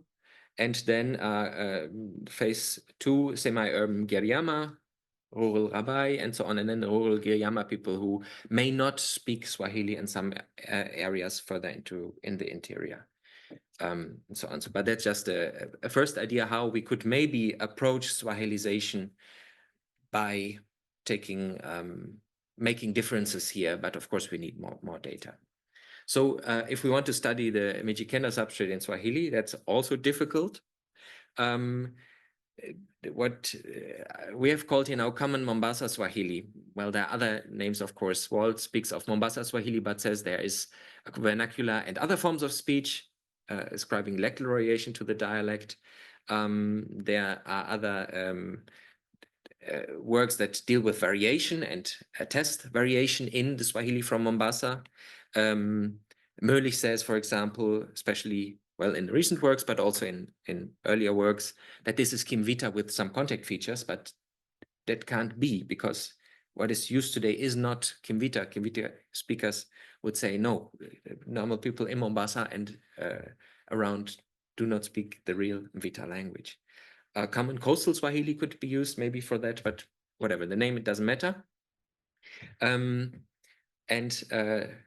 Again, citing once more McIntosh from the paper on language essentialism, where she says that it is not unusual to hear Swahili deride what they consider the sloppy and crude versions of Kiswahili spoken by other peoples, for example, Giriamas, Kambes, and so on. They may, for instance, score Mijikenda and upcountry groups for using verb groups without the appropriate tense markers, or for lacking precision as they navigate the numerous Kiswahili noun classes, etc., or as polluting or undesirable, for example. Here are a few examples, and then we're done. The first one, not very sure about that. There's a difference in specific tense and aspect forms.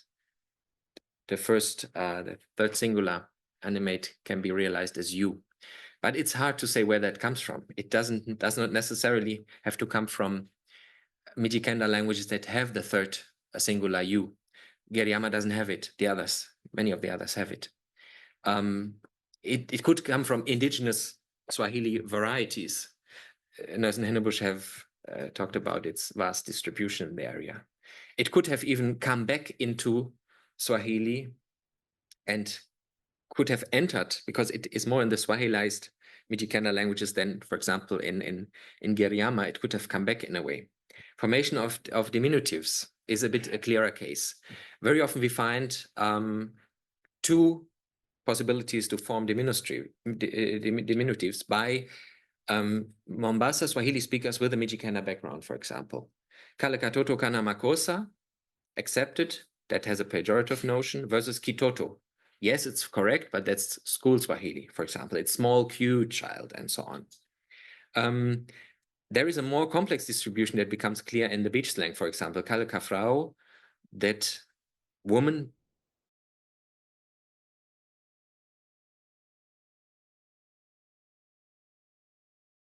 That old man has a small tummy. So the body part is marked with ki. The kafrau is a small, maybe also derogatorily seen woman with ka. In the plural, always vi. Swahili speakers with Kambo or Jibana background, more affected by Swahili, there's no morphological diminutive used, maybe due to contact with Swahili again. And they use less often diminutive prefixes ka or ki. They would say huyu mbuzi mdogo and not something like kibuzi or something like that. Agreement, gender, conflict, or concord resolution. There are easy cases whereby when both are V, when one is V, class 8, it's resolved via now class 8 agreements. Sahani na vikombe vilianguka, vilianguka. When none is class 8, there are two possibilities. Mimea na chupa, zilianguka, mimea na chupa, ilianguka, for example. There is kind of a Giriama strategy. It's a bigger topic. Can't really deal with that here. A strange conditional we found, a negative conditional actually in an affirmative counterfactual condition. Kama ningejua singekupa pesa. If I had known, I would have given you money. I would not have given you money. And that came across in our data very often. We have to check where that comes from. Is it a Mijikenda feature in Swahili, for example? And the habitual again, the one we noticed already in Rabai. Kila siku huwa yunaenda kuona rafiki yake, or huwa anaenda kuona rafiki yake. That's a preferred construction there in this area, as also the Swahili Variation Project in Teresa have found out, for example. From Swahili to Rabai or back from Rabai to Swahili. Last slide.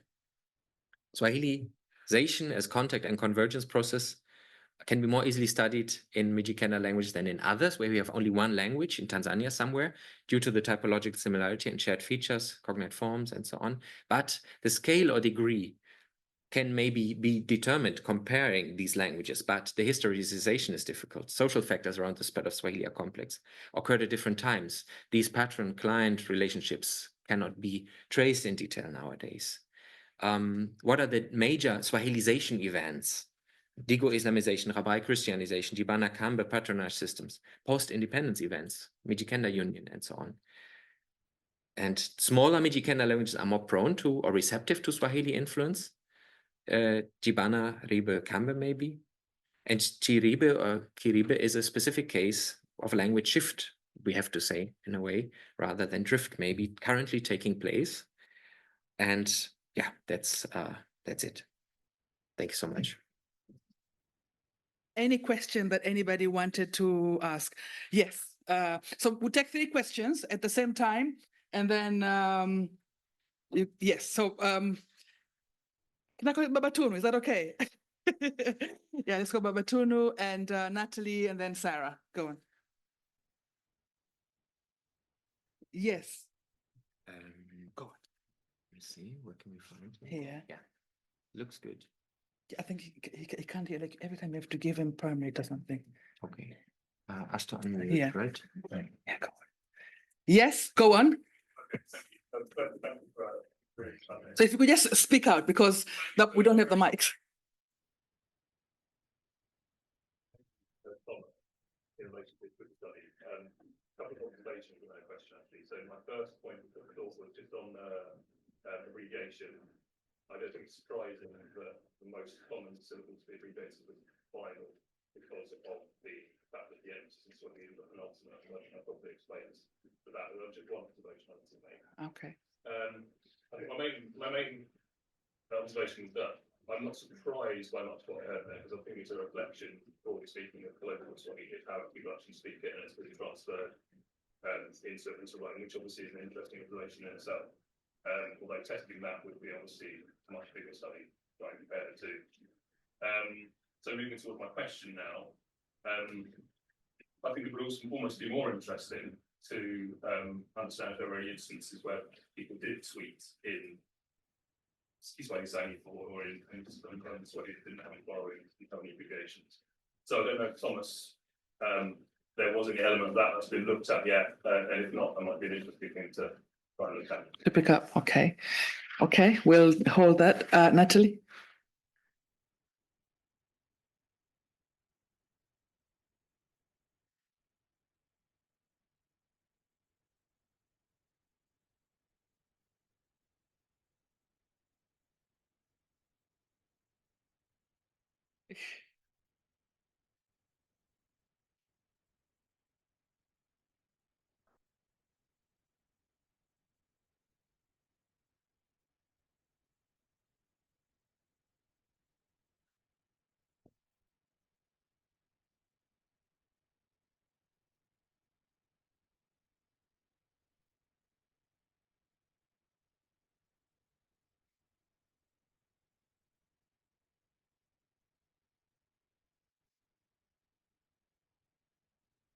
Okay.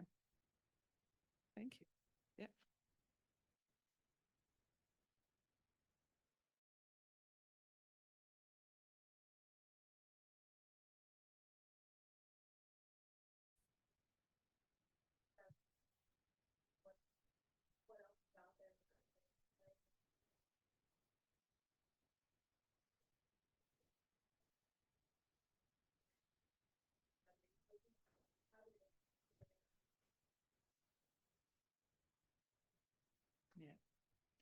So before you answer as well, I was interested to find that you're both interested in Iringa, Mohammed, and why Iringa out of all the regions in Tanzania? Okay, let's go. Nico, you want to come with us? Yes, please, yeah.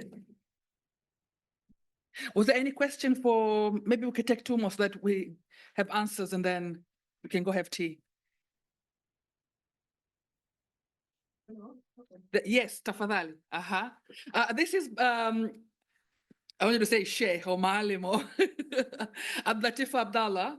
So you can all go find him later. He's one of our huge Swahili scholars. Tafadhali. Wewe zungumza lugha yote unayotaka, hata Kigiriama.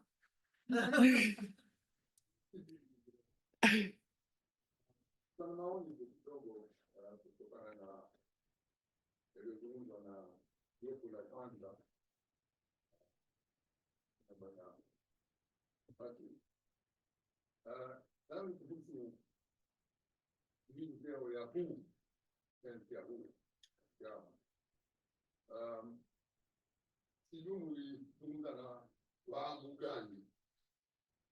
Kama mlivyo Wahamu hivi Lamu, kuna watu wengi sana ambao hawatokani na Lamu, kuja kutoka nje. Kwa hivyo hata kiamu cha Lamu sasa kimeathiriwa sana, upati tena kile kiamu swaki.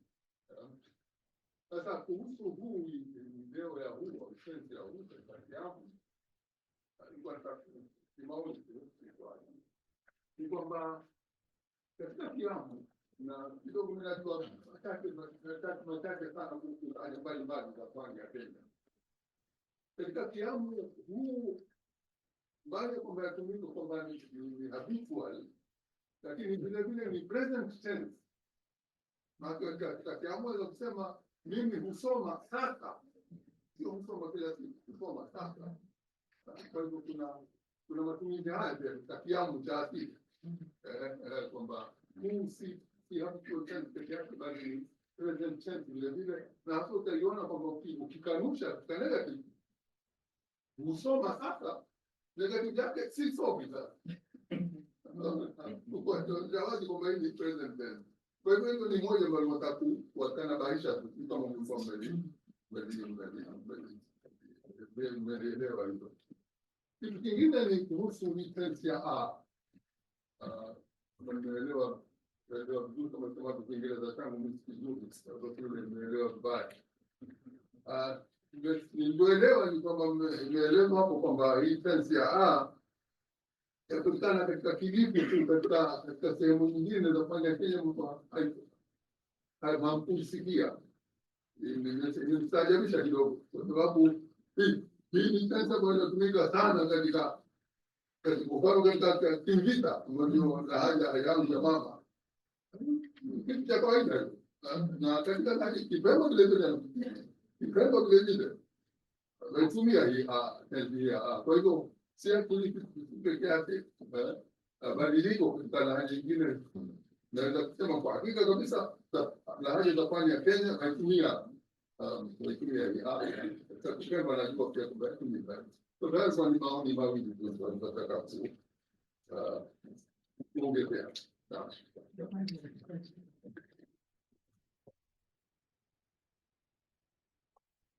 Okay, I think we can take a break now, if that's okay. Oh, no. Nobody answered any questions. Sorry, then okay. I'm a little bit out of the loop. Sorry about that. So yes, we can answer the questions. Yeah. If we can, like 5-7 minutes. Yep. Yeah. Please go ahead. Maswali mengi na mawazo mazuri sana. Lakini muda fupi tu. I think we can just briefly comment on some of them from our thing. And I think thank you very much for all the comments. I think they were really well taken. On the Pemba and Kipemba, there is a PhD student here, Yusuf Hamad, just finished his thesis and passed very well. Actually, Nico was one of the examiners and he was very impressed, I think. And that was on variation in Pemba. And there's variation within Pemba, but also the link to Tanga also came out there quite well as well. So I think that's something we can build in what we are doing. And then on who, yes, very interesting. And I think we have that, and we should probably probe that more, both the use of who for present tense, but then also, the use of na for habituality. So there seems to be a semantic field where the two forms sort of interact quite a bit. And maybe the details we have to look a little bit more in Daniakis' work. With the R tense, again, it's our latest set of data, and maybe it needs a little bit more probing. Teresa, do you want to say something R specifically?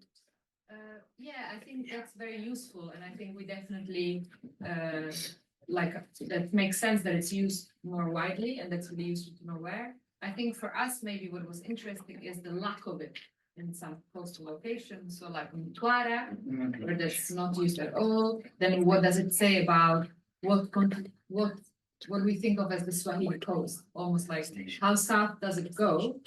And is Mtwara like a bit different? I think that was one of our.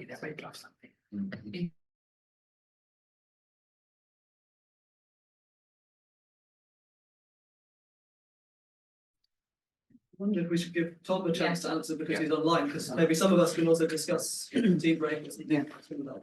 He's still there.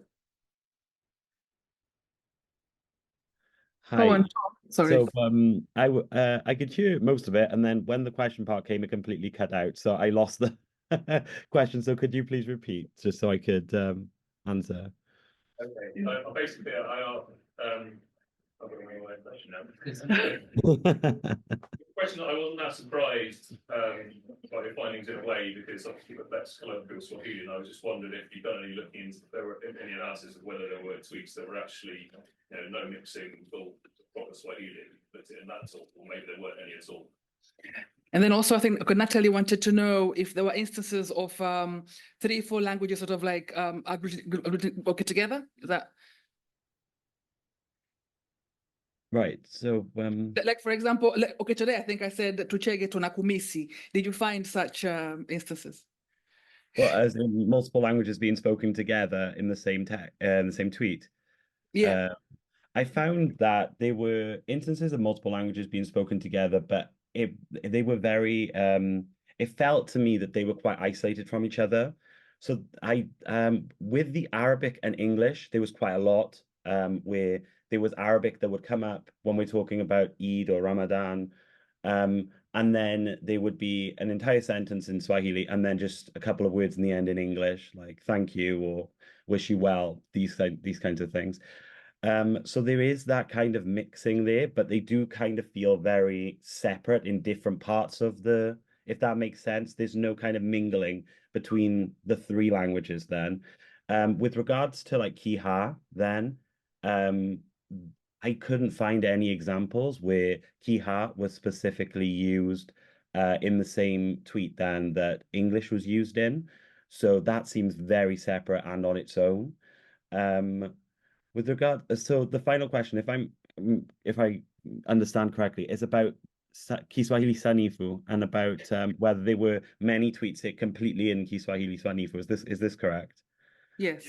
Yeah, so actually, yes, there were very many tweets in Kiswahili Sanifu. In fact, my account of variation would say that out of the nearly 11,000 tweets that I have taken on, about 30% had no linguistic innovation at all.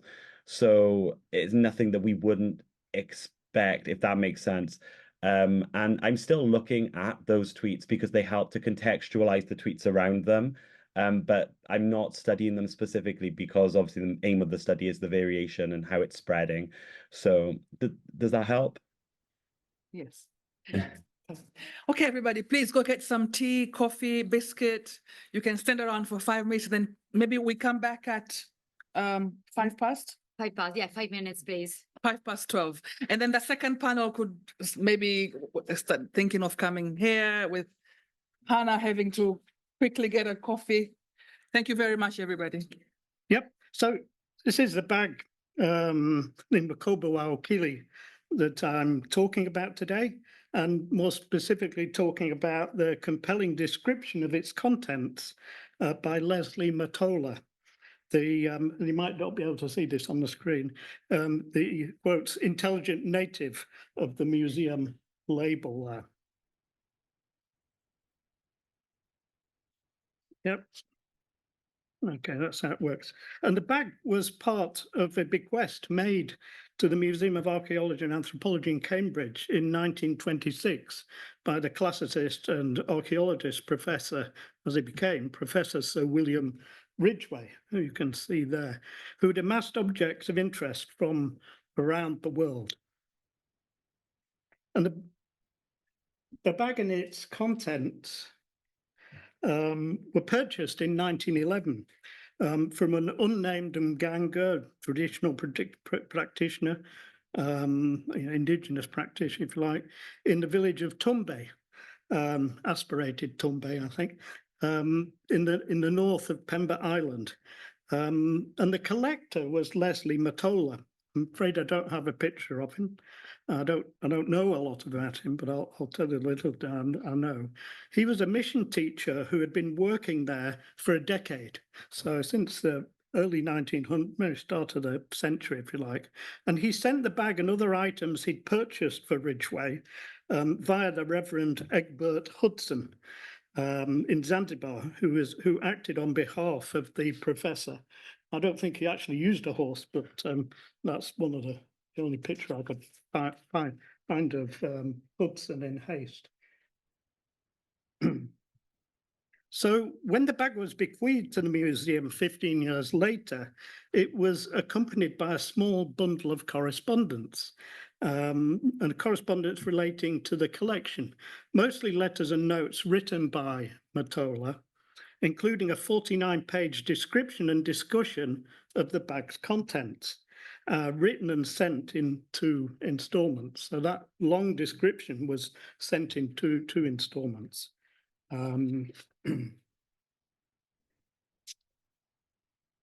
I don't know if you can read some of that text. Yes, I think you can. And the first letter, dated the 11th of July 1911, listed the contents of the bag, a total of 22 different objects and bundles, or bundles of objects. And one of these, number 13, on the right there, which is N in the museum's relabeling, has gone missing. That's the Kigwecha Yasin, is no longer there, though its label and Matola's description survive. Now, almost half of the items listed are pieces of wood and roots from plants. There's relatively little material from animals. There's a bit, but not as much as has been described, say, from the bags of Waganga on the mainland. And the items and account the Matola elicited from the Mganga, who was apparently still practicing, you can deduce that from some of the things that Matola says, suggests that the Mganga offered a wide range of services, from the provision of charms and filters to circumcision, and the performance of spirit possession rituals. I mean, basically, he did a whole load of stuff if this was representative of his work. And I'm currently in the process of developing a detailed commentary on all of this, which I'll leave for the museum in Cambridge, along with plant identifications, linguistic notes, and so on. There's so much detail that I can't mention today. And a particular note, a number of items with morbid associations, consistent with narratives of Uganga and Uchawi on Pemba that persist to this day. And so we have pieces of burial board, viunza, a bottle of alleged human blood mixed in with other unidentified material, a bottle of the notorious, the infamous Uganga Wandere, which literally means the powder of death or powder of the dead. Incidentally, it took me a while to realize this, but Nderi, the word Nderi is a derivative, it's an old perfective of the verb kulala. So it's from lele, turned into a sort of nominal form in class 9. So it literally means the sort of powder of death, or the dead, or the died, or whatever phrase you prefer. And there's another bottle of oil, usually sold, or usually said, or said to be obtained from human fat, oil from human fat. Now, Matola's description of all of these items and their stated uses is wonderfully detailed. Here, for example, is part of his account. You can read some of his handwriting. It's part of his account of how Unga Wanderi is said to be obtained from the maggots that drop from a suspended corpse, and the last surviving, and so fattest maggot that has devoured the others. And I'm sorry that I'm doing this present. Perhaps I shouldn't have been scheduled just before lunch, but there are many other descriptions. There are other descriptions and accounts of how Unga Wanderi was processed from these suspended corpses. Sometimes the bones are involved as well, round bones. Now, let me say something at this point about Matola's background. He was one of a number of gifted children of a well-known Yao chief from Newala, and early mission supporter who's known in the literature as Matola I. And Leslie was born around 1882, and along with some of his brothers, studied at the UMCA. UMCA is the University's Mission for Central Africa, the UMC College at Kiungani in Zanzibar, which produced a lot of very well-trained and gifted teachers. And he was trained there before being sent to work as a mission teacher and plantation supervisor in Pemba. This is the era after slaves have been freed, of course. And it's clear from his publications and the praise heaped on him by the British missionaries, that as well as imbibing the mission's teaching, he had an inquiring mind and an enthusiasm for engaging with his Muslim hosts, despite their differences. And this seems to be something that he carried on throughout his life, even after he was on Pemba. He was, there are reports of him being engaged in these sort of multi-faith conversations. And so, as well as relaying the information given to him by the bag's original owner, he reflected on its wider significance, on the origin of an analogical reasoning underlying African medicines and specific items in the bag. Moreover, he invited Professor Ridgway, indirectly perhaps, he invited Professor Ridgway to consider the truth of the black and white stories, as he called them, that had been told, suggesting that a number of items should be tested to ascertain their actual composition. Now, Matola's skepticism was prompted at points by the Mganga's apparent admission that some of his nefarious substances were actually of a more benign nature. The infamous the infamous Ungawan was really a ground tuber. And the catfish oil was masquerading as its human equivalent. So the oil from human fat was apparently really from a catfish. Or was the Mganga bluffing and hiding the horrible truth of the origin of these things? The only way to be certain was for the professor to have them tested. And at the same time, Matola had not completely abandoned what might be called traditional belief, as can be seen here from his thoughts on the fishy bottle of oil. But his insistence on and confidence in the value of testing remains the most striking feature of his approach, and it sets him apart from many other missionaries and followers, mission staff and followers writing at the time, and seems to reflect a genuine curiosity stemming from his experience of two very different worlds of thought, or at least two very different worlds of thought.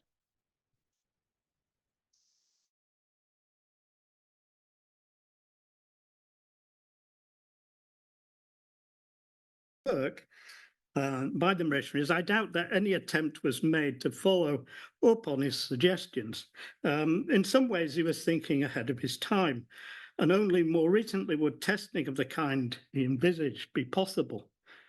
The Mganga's Baga and Matola's letters remained neglected for nearly a century and played no role in understandings of witchcraft as they evolved, or perhaps in some cases didn't evolve, under on Pemba under missionary influence. But on the left of that slide is some of the different iterations of the missionary Eleanor Voole's work on witchcraft. There are actually 3 different versions of this publication on African witchcraft. Different versions of that were published. And of course, on the right is Natalie's work, which sets this in context and which I'm going to relate this further to. And as Natalie shows in the early part of her book, this was a time, 1910-11 was a time of intensive debate among the administration as well in Zanzibar about witchcraft, because they were debating whether to import witchcraft ordinance from the mainland and whether it's appropriate to do so. So there's a lot of writing by administrators and others about witchcraft and what witchcraft was and how important it was at this time. Although in many ways, what Matola did was sort of not really a part of that and had its own independent origin. And, you know, obviously you got a request, you know, could you just collect some stuff for this professor in Cambridge? And it wasn't limited to this kind of item at all. He collected all sorts of other cultural objects. Now, Matola himself didn't stay still. He later joined his brothers in Dar and rose from being a teacher to chief interpreter at the High Court of Tanganyika. At least I think so. He wrote for at least one newspaper, and he argued for the standardization of Swahili. Pops up with one of his brothers in this meeting in 1925, arguing for the standardization of Swahili along with others. And he became an early member of the African Association, which was a forerunner of TANU, the Tanganyika African National Union. And his brother Cecil Matola is actually more well known because he was a founder of the African Association and on some accounts its first president.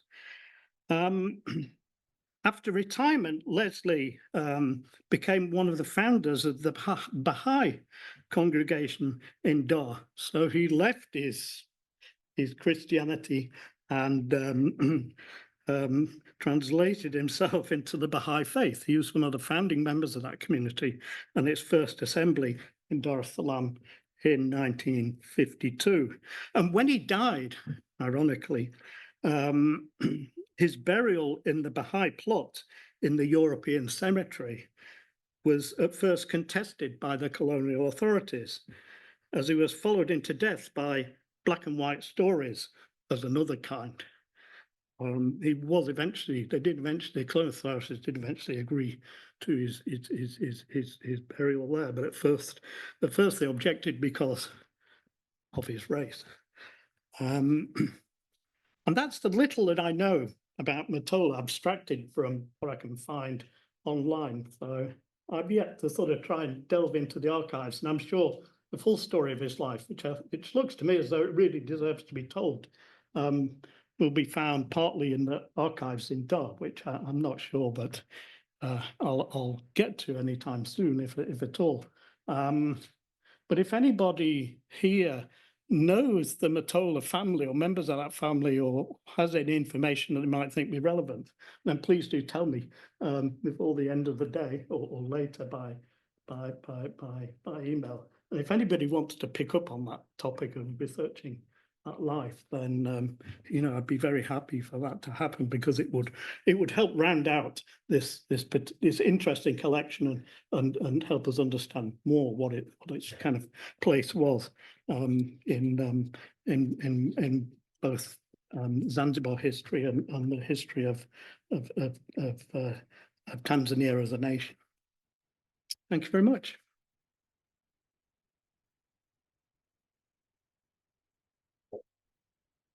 Well, thank you very much.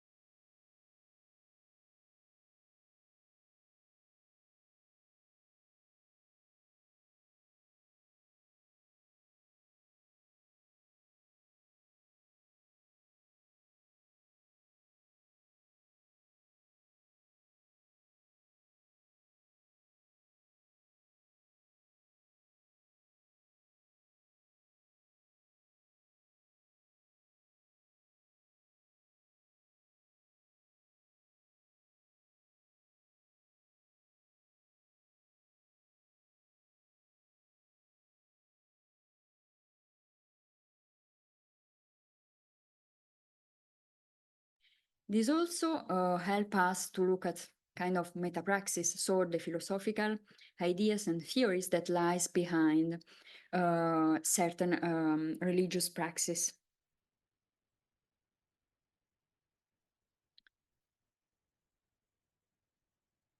So introducing Professor Topan here at SOAS, it's quite ridiculous in a way, but anyway, he deserves at least few words. So he was not only he's an international well-known scholar, but he was also a pioneer Swahili playwright, and he also was partisan for the establishment of the teaching of Swahili literature in Kiswahili in post-independence East African University, especially at the University of Dar es Salaam, where he taught from 1968 to 71. And from that experience, he really creates a new approach on the teaching of Swahili literature in Swahili, looking not only at textual analysis, but also an analysis strengthened by conversation and discussion with the authors of those texts, so as to contribute to the coinage of new Swahili critical terms.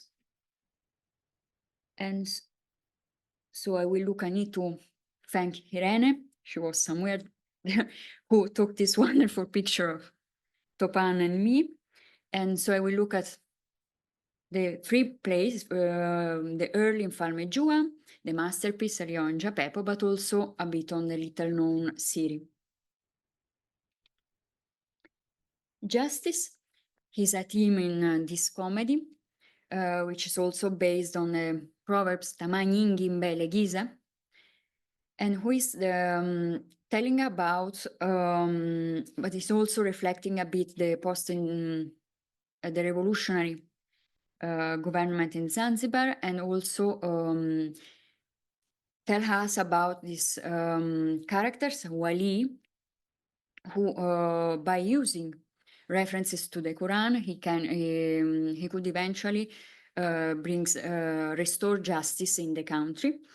And in fact, he convinced the idiot king to be hanged in the place of one of his prisoners.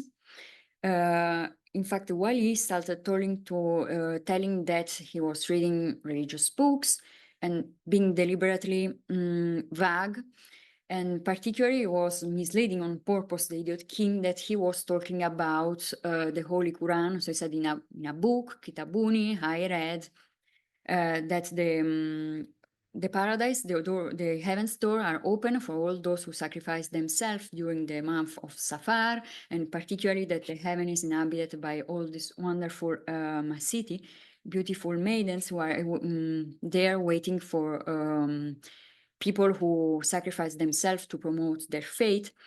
And in fact, Wali says, Nimesoma kitabuni kwamba mtu yeyote atakaye nyongwa leo mwezi mosi mfungotano saa sita za mchana atakwenda peponi tu. Jina la kitabu hicho limenitoka kwa hivi sasa. So it's not an actual prescription from the Quran, but Wali is really playing on that.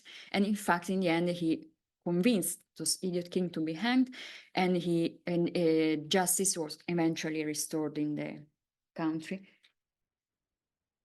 But another big theme is the origin of evil in human beings' heart, which is something that is really dealt with in Leon Giapeppo.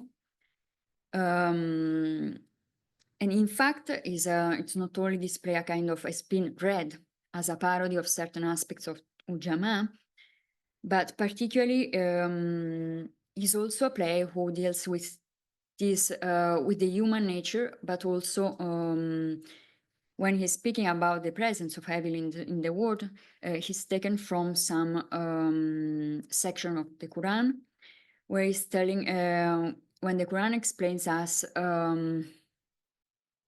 the time when Iblis was chased away from heaven because he refused to prostrate himself before of Adam. And so he seeks for revenge from humanity, try to tempt and misleading some of them. But he could do so, he can do so, wholly by God's permission.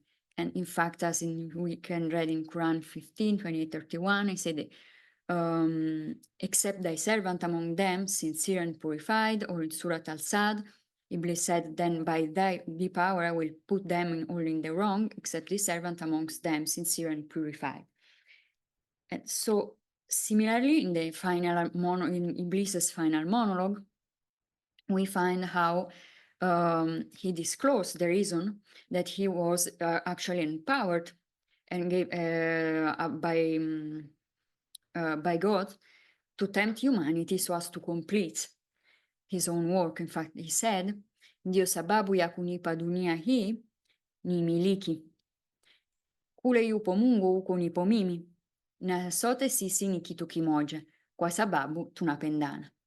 And even though people on earth, prophets, and but also angels think that God and devil are opposite things, actually they are not, but it's just because those people cannot know the real metaphysical plan which lies behind. So, in fact, Iblis explained that by saying, Mimi na yeye, mimi mpenzi wake naye mpenzi wangu, tunachukiana vipi? Mimi ni yeye, naye ni mimi. And the whole metaphysical plan is eventually revealed, particularly contained in this section. Yeye anavuta kule, mimi navuta huku, na dunia inakwenda. So actually, God and devil are just a balance existing so as to rule the world and its human inhabitants.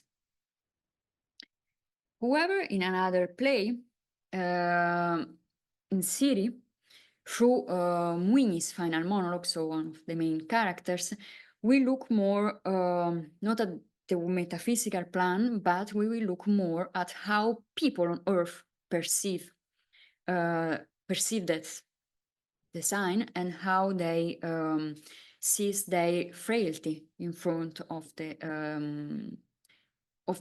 challenge that they can found in on Earth. In fact, he says, Dio dunia ilivyo, huku inaendelea, huku inatuchezea. Nasi twaikubalia kwa kucheka na kulia, kwa furaha na majuto. Majuto yenye pazia, pazia lifunikalo, giza la akili na nyonyo. So people are quite powerless in front of the challenges that are posed to them. And in fact, secrecy is also the core theme, the central theme in Siri, which is a place which has a complex plot rich in secrets, which are hidden, enacted, or by Ngando, or who is the main character in this play, and he is a legitimate son of the chief, Mwinyi. And since he was deprived from all his rights during the infancy, he tries to, once he got promoted as a vizier, he started behaving as a kind of Machiavellian intriguer, trying to claim the throne from his half-brother Modu, who is the legitimate son and the heir of the throne. And this concept of his of all this series, as he said, Kilam Tuana Kasiri, Nitawapa, is also connected to the concept. It can be read as the concept of Najwa. It's also dealt with in the Quran, the secret conspiracy, which are denounced especially in Quran 4:114. In most of their secret talks, there is no good. But if one exhort to a deed of charity or justice or conciliation between men, to him who does this seeking the good pleasure of God, we shall soon give a reward of the highest value.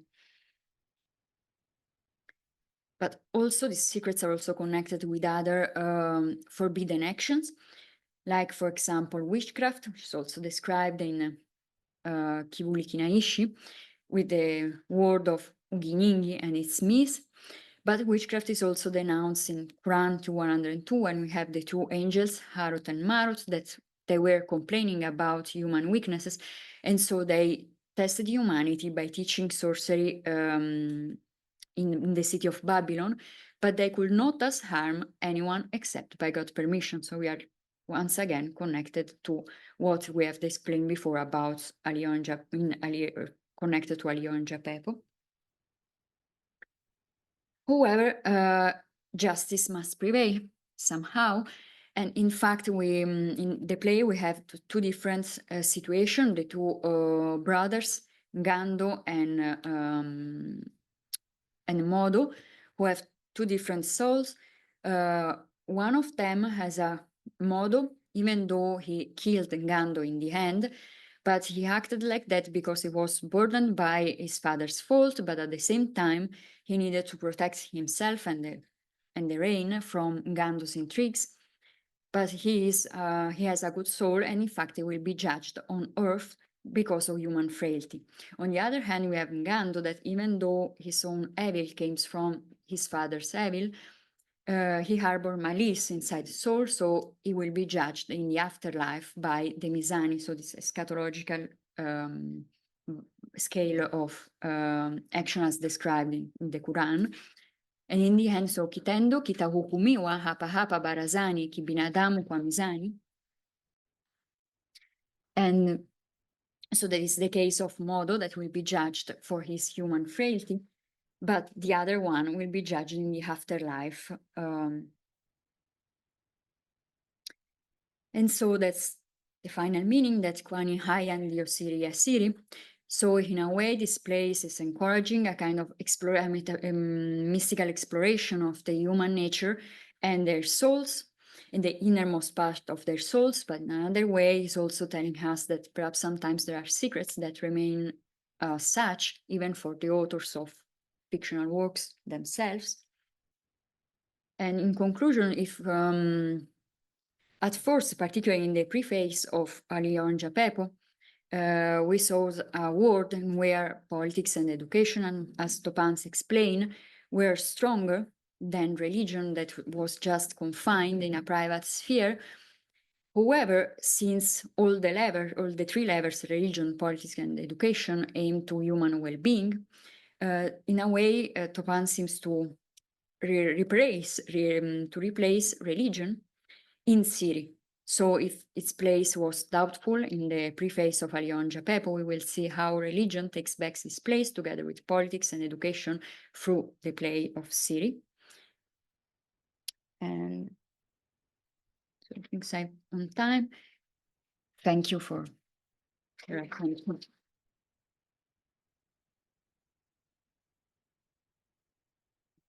So thank you very much, Bettina.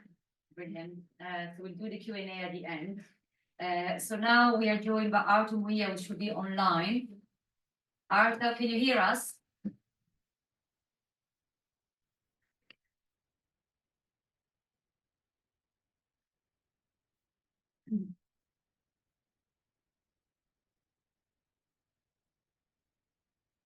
Yeah, excellent. Thank you. Thank you. So my name is Arthur Muia, PhD student studying in Hungary. And my ongoing PhD research is about ontological turn in where I'm focusing on African American novels and African novels to examine the literary representation of women. However, for the purpose of this conference, I am examining Tamthilia Nne za Said Ahmed Mohamed, because I'm trained in Swahili, my master's, in my undergraduate. Now I'm in comparative literature.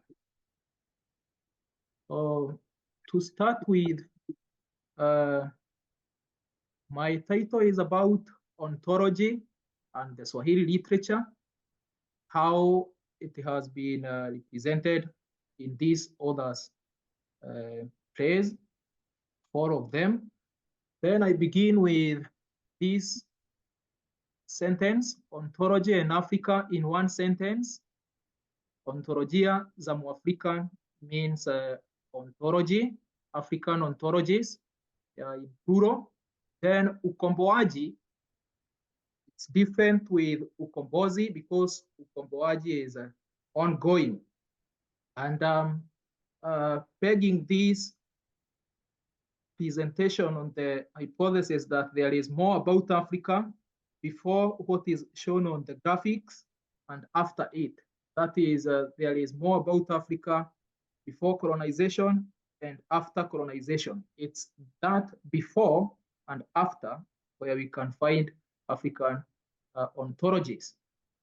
Basically, in this research paper, ontology will mean science of being, which informs what we know as reality and essence of life, how the Africans conceptualize reality and essence.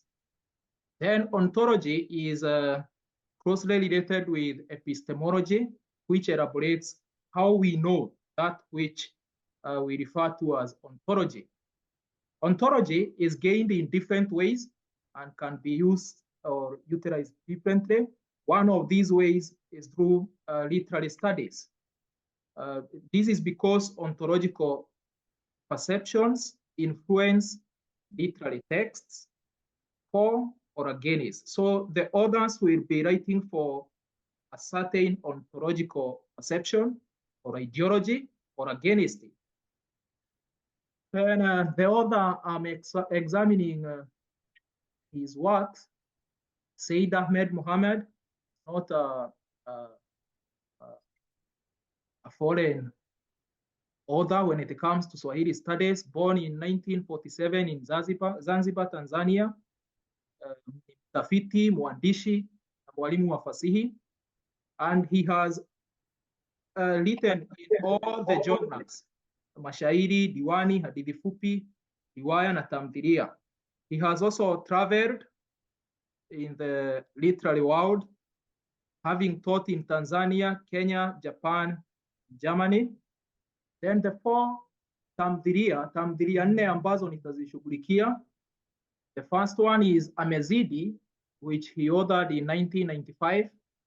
This is basically based on kejeli kuhusu utegemezi, how Africans are dependent of the West. And it is based on ubwege na kutamauka, absurdity. I'm sure most of the people in the Baraza conference have ever interacted with Amezidi. Then the second one is Fikirini, authored 5 years after Amezidi. And it's based on conflict, migogoro baina ya utamaduni na usasa, and also between the young and the old, youth, the old. The main character I will be focusing on is Fikirini, a young man.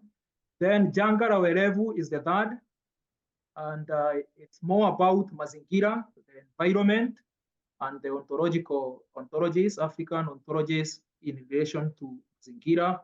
Wahusika wakuu ni kama Kristi na mwenda wazimu. Mwenda wazimu is a mad person of unsound mind. The character has been given that name. So from the ontological perspective, that character is of very sound mind.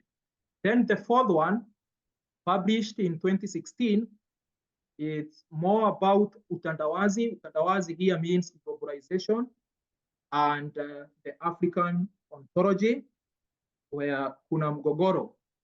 Wahusika ambao nitazingatia ni kama professor, na kuna wahusika wengine ambao ni kijana wa kwanza, wa pili, wa tatu, wa tano. Kwa nini ukomboaji wa ontolojia za Mwafrika? Swala hili tunaweza anza kulijibu kwa kurejelea wimbo wa Mzee kwenye utangulizi wa Amezidi. Wimbo huo wa Mzee unaeleza namna ontolojia za Mwafrika zilivyokandamizwa na kudumazwa kipindi cha ukoloni na baada ya ukoloni. Hali si tofauti kwenye tamthilia zingine 3. Alafu na tamthilia ya Mashetani Wamerudi inazingatia namna utandawazi una mwegemeo hasi kwa ontolojia za Mwafrika. Negative effects of globalization to African ontologies. Then tamthilia hiyo inaishia kwa wimbo wa mtoto asiyezaliwa. Pao nitanukuu mistari miwili ya wimbo huo. Wajinga taelevuka na walolala taamka, baragumu litakapolia. Wote watasimama pamoja na kuimba wimbo wa tamaa huku wamechachamaa. Kwa hivyo wimbo huu ni kama unabashiri ukomboaji ambao utakuja tokea baadaye, japokuwa katika tamthilia hii Amezidi Mwafrika mwandishi anamkejeli Mwafrika na kuonyesha kama aliyeshindwa na ukombozi huo wa ontolojia, lakini anahitimisha akibashiri kwamba mapambano hayo yataendelea. Katika baadhi ya mambo ambayo yanaonyesha jambo hilo la ukombozi wa ontolojia za Mwafrika, nitachukua jambo moja, nitoe mifano kwenye tamthilia kadhaa, alafu nionyeshe na mengine ambayo yanadhihirisha hilo la ukombozi ambao bado haujafanikiwa, lakini na juhudi za kuendeleza, na si ukombozi wa kukomboa ardhi ama kupata uhuru wa bendera, ila ni ukombozi wa kifikra wa ontolojia.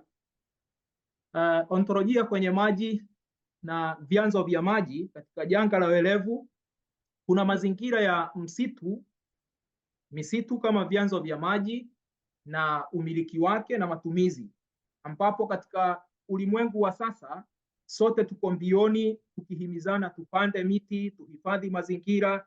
Fasihi ya Kiswahili inasemaje katika swala hilo la climate and climate change na upanzi wa miti? Janga la uelevu, tamthilia hiyo, kuna mjadala baina ya wazazi na vijana.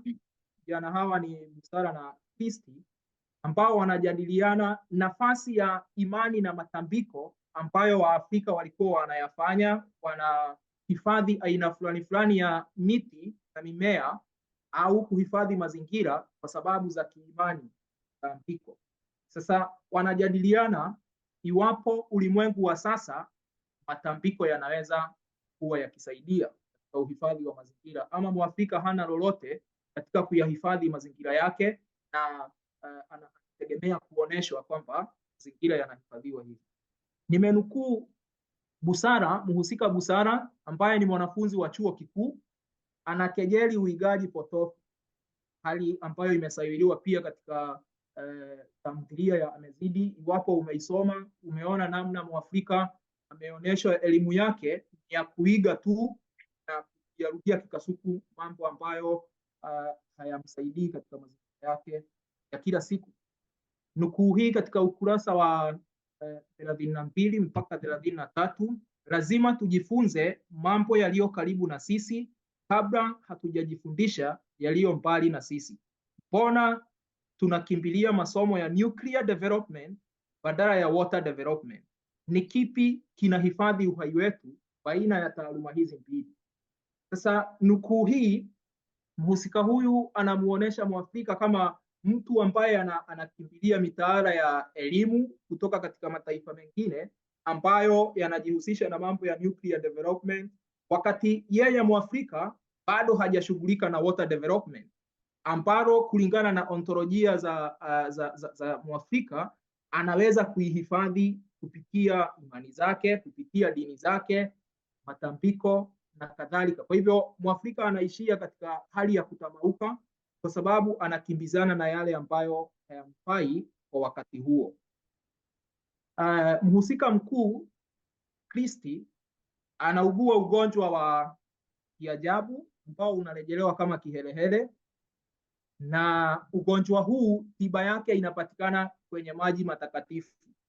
Maji matakatifu ni maji ambayo yanakuja kupatikana katika tamthilia wakati uhifadhi wa misitu umezingatiwa, wakati umiliki wa misitu umekuwa ni umiliki wa umma, si mali ambayo yamebinafsishwa. Hapo ndipo anapopona Kristi. Ugonjwa huu ni kama ugonjwa wa mtu kuwa na wazimu hivi, ama mtu ambaye hafanyi vizuri katika mambo ya kiakili. Anatibiwa na daktari wa nne, daktari wa mwili, daktari wa akili, mganga, na watatu hao wote wanashindwa kutibu maradhi haya yanayomkumba Kristi, mpaka anapopatikana daktari anayejulikana kama mkaguzi, ambaye bado ndiye mwenda wazimu, na ndiye anatoa tiba kwa kusema misitu ikihifadhiwa, chemichemi za maji zikiwa ni mali ya kutumika kwa wananchi pamoja pasipo na ubinafsishaji, hapo ndipo watakuja kupona Kristi, na anapona wakati huo. Kristi anasema si yeye tu ameugua kihelehele, ugonjwa huo wa kiajabu, bali pia vijana wengine wanaojali. Kwa hivyo vijana ambao wanajali ontolojia za Mwafrika kulingana na mhusika huyu wana maradhi ya kihelehele. Pengine mimi ni mmoja wa vijana hao.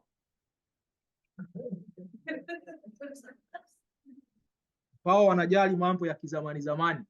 Haya, bado katika hilo la ontolojia kwenye maji na vyanzo vya maji, tamthilia ya Kitumbua Kimeingia Mchanga inatusawilia mazingira ya bahari na pwani. Mhusika mkuu Fikirini anapambanua uwili wa bahari ambapo kuna hatari na kuna faida nyingi tu za bahari, na katika mazingira haya ndipo mhusika huyu anapata nafasi ya kushauriana na mhusika ambaye ni mzee Bwana Nia, na kuzungumzia anampata Fikirini anazungumza na bahari akijiuliza namna ontolojia za Mwafrika zimetelekezwa. Wanajadiliana mgogoro uliopo baina ya wazee na vijana, tamaduni na usasa. Katika ukurasa wa 41 nimenukuu kipande kirefu hapo cha kuonyesha namna mazingira ya baharini yanavyokuwa mazingira ambayo vijana na wazee ambao wana mgogoro wanaweza kukutana katika mazingira yale asili ya bahari na wakatafuta suluhu kuhusu migogoro hiyo. Bado kwenye hilo hilo la maji na vyanzo vya maji, tamthilia ya Janga la Uelevu ina mhusika huyu mwenda wazimu ambaye anauliza hadhira na wahusika wengine hivi. Nimenukuu ukurasa wa 4 mpaka wa 5, nimerukaruka baadhi ya sehemu, ndio maana utaona kuna dokezo. Nadhani tumekuwa tukimkariri Kijeketile bila kumfahamu. Tumekuwa tukimkariri Kijeketile na kukejeli maji yake ya uhai bila kufahamu maneno yake. Nukuu hii ndefu inahusu Kijeketile, yule shujaa ambaye anapatikana katika vita vya ukombozi vya Majimaji, na ametungiwa tamthilia kwa anwani hiyo hiyo ya Kijeketile, na namna ambavyo falsafa ya maji iliwashajisha mashujaa kwenye vita hivyo vya Majimaji baina ya Watanganyika na Wajerumani. Na historia hiyo ipo, na nafikiri wengi ambao wanajihusisha na mambo ya African Studies wanayafahamu. Kwa hivyo maji, inaonekana kwamba maji na vyanzo vya maji ni miongoni mwa mambo ambayo yamefumbata ontolojia za Mwafrika, kwa sababu kwa muda mrefu zimepuuzwa kwamba hazipo, aidha kwa sababu hazijaandikwa au kwa sababu zingine za kiutawala. Kijeketile pia anarejelewa na maji yake katika tamthilia ya Mashetani Wamerudi. Anayemrejelea ni mhusika kijana, na anaeleza kwamba si kwamba maji hayakusaidia wale wapiganaji, wale wapambanaji, lakini kuna kasoro katika matumizi ya maji aliyotekeleza Kijeketile. Kwa hivyo kijana huyu anasema mapambano hayo yanafaa yaendelee, na tujiulize zaidi kuhusu falsafa na itikadi ya maji. Kwa hivyo maji ni miongoni mwa mambo ambayo yanafumbata ontolojia hiyo. Nina sehemu zingine kadhaa ambazo nimejadili ontolojia hiyo na namna ambavyo inatakiwa kukombolewa. Ningependa kuendelea, lakini najua muda ndio huo umenipa kisogo. Kuna sehemu kama ontolojia kupitia nyimbo na mziki, ontolojia katika elimu hizi, ontolojia kwenye usingizi na ndoto, ontolojia katika uongofu na imani. Mwandishi huyu tamthilia zake zinachukua kipindi kirefu kuanzia mwaka wa 1995 mpaka 2016, bado anaandikia jambo lile lile moja la kuna itikadi hiyo ya ukombozi, ukomboaji wa ontolojia za Mwafrika kama anavyolisabili. Arthur, sorry to interrupt. You got 3 minutes. Yes. Asanti, nahitimisha. Katika kuhitimisha, nasema kwamba pana mvutano baina ya utamaduni ndio huwa na urejelea kama ontolojia za Mwafrika, na wakati mwingine huwa napenda kuurejelea kama maarifa asilia ya Kiafrika na utandawazi, globalization. Kwa hivyo mvutano uliopo sasa si wa ukoloni mamboleo, na utamaduni wa Mwafrika ni utamaduni wa Mwafrika na utandawazi, globalization. Si kila utamaduni unafaa. Kwa hivyo sipendekezi kwamba Mwafrika anafaa kuwa na kila aina ya utamaduni wa zamani kwa maisha ya sasa. Unaofaa ni utamaduni tumizi. Si kila utandawazi unafaa. Unaofaa ni utandawazi tumizi. Ufaafu kwa Mwafrika lazima upimwe katika muktadha na mizani ya Mwafrika mwenyewe.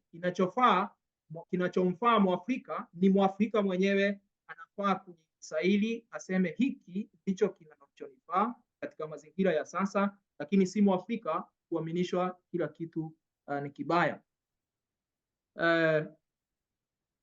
Naomba niingie katika slide yangu ya mwisho. Kilichonichochea kuangalia tamthilia hizi za Said Ahmed ni kongamano ambalo nilihudhuria mwezi wa 5 mwaka huu katika chuo kikuu cha Bayreuth, na miongoni mwa hadhira kuna mtu aliniuliza hivi, hili suala la ukomboaji na ukombozi wa Afrika limekuwa likijadiliwa tangu miaka ya nyuma, kwa mfano huko SOAS, na bado halijawahi fanikiwa, utaendelea nalo ama vipi? Ndio nikajenga hamu ya kujua huko SOAS ni wapi na wanalijadili vipi swala hili la ukombozi na ukomboaji.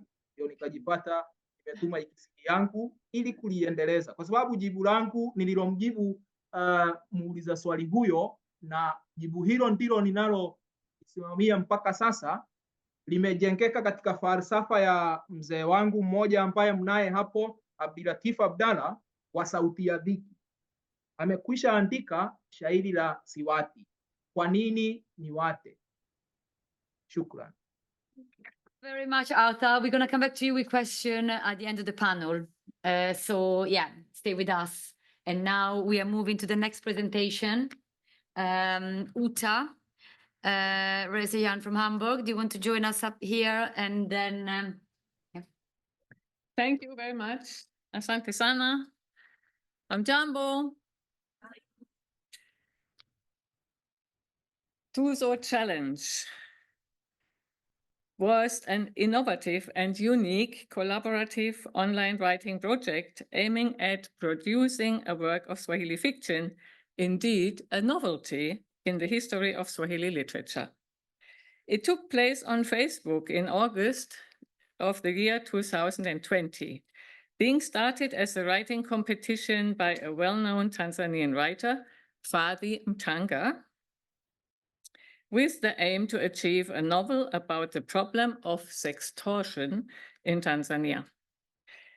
The Tuzo Challenge on Facebook ran for exactly 10 days, from 9th to 18th August, and was followed and commented on by a large readership of several hundred readers per sequel. The novel was then completed offline and published as a printed book in December 2020, eagerly awaited by a large readership garnered through Facebook, and which generated income for the authors.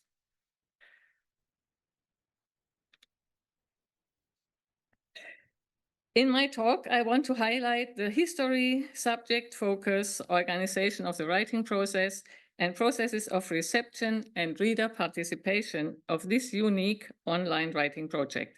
In particular, I will show how the affordances of Facebook, such as commenting, sharing, and liking, helped to create a distinct community of practice in which creative writing and the subject matter were vividly discussed and learning processes took place. When Fadhi Mtanga, the initiator of the Tuzo Challenge, posted his first chapter of a novel on 9th of August 2020, he surprised readers with a postscript in which he challenged the writer Maundu Mwingizi to continue writing the story. Moreover, he set conditions regarding the word count and the time of publication. The next chapter was to be delivered in only 24 hours. And it should have no less than 2,500 and not more than 3,000 words. Maundu Mwingizi accepted the challenge and published the second chapter of the novel on his Facebook page the next day, as requested. Also, in a postscript, he nominated the writer Laura Petier to write the next chapter under the same conditions. Each author then passed the baton on to another writer under the same conditions. The nominated writers were confronted with a difficult task to develop the storylines of the previous chapters, avoiding blind ends and unmotivated breaks, and possibly introducing new subplots. The challenge for the authors was that, on the one hand, they were competing and had to prove their individual skills as writers. But on the other hand, they were working on the shared task of writing a coherent story. The Tuso challenge combined competition and collaboration, and the element of competition, of course, stimulated reader engagement.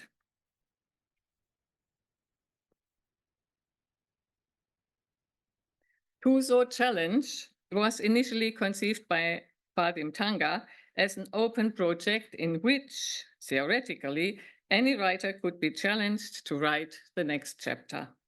However, for reasons of narrative control, the baton was eventually passed around 5 novelists who had developed friendship ties through their involvement with the new Tanzanian Writers' Union, Uwaridi.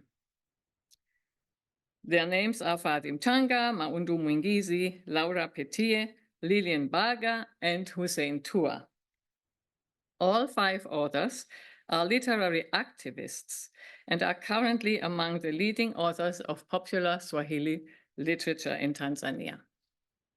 Mtanga and Mbaga have contributed texts to the anthology of Swahili short texts in English translation, which was published by the US publisher Two Lines Press under the title No Edges in 2022. Petier was the winner of the Nyerere Prize for Swahili Literature this year. Tua is known as Bingwa wa Taharuki for his complex thrillers and is also the president of Uwaridi. Mwingizi's works have been included in teaching literature in Tanzanian universities. And here, this picture shows the 5 authors holding the printed novel Tuso, meaning the award, in their hands. I will say more on the printed book later in my talk. Mtanga's choice of topic was inspired by a discourse on sex.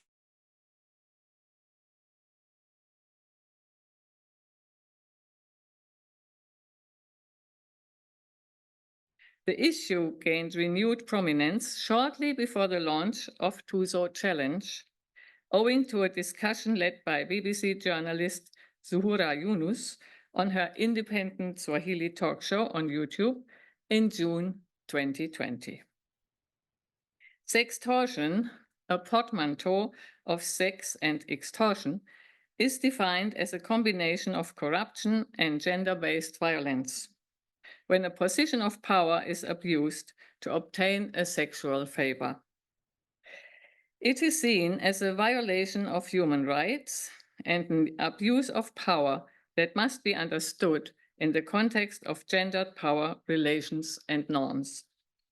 By using a quid pro quo argument instead of physical coercion, perpetrators minimize the risk of being reported, while victims may be unfairly perceived as complicit participants in transactions where they allegedly trade sex for necessities.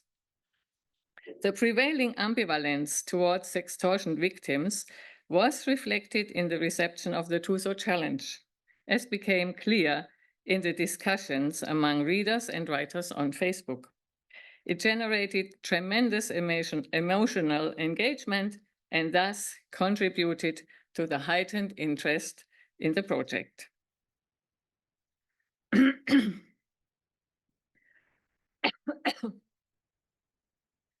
In his first chapter, Mtanga introduced the basic plot and the main characters. Eva Mazengo, a student at Chukim, fictional Chukim University. Rumi Dago, her boyfriend, also a student at Chukim, and Dr. Masanga, who is Eva's lecturer in sociology. He shows Eva caught in an arising conflict because Dr. Masanga has purposefully and unjustly marked Eva's coursework as failed. And he demands sexual favors from her as a condition for a pass. Rumi, for his part, pressures Eva to fight against Dr. Masanga by reporting the case to the Anti-Corruption Task Force. Eva is torn between different options, all of which come at a high cost to her. If she refuses to have sex with her lecturer, it could cost her her education and her future. If she sacrifices her sexual self-determination for the sake of her education, she will experience acute distress and harm. If she helps to bring the perpetrator to justice, she puts herself in danger in case the plan fails. She also has to consider how her decision will affect her relationship with Rumi.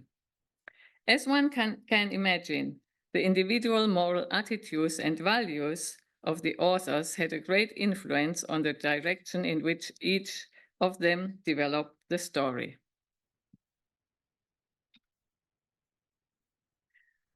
To the surprise of many, to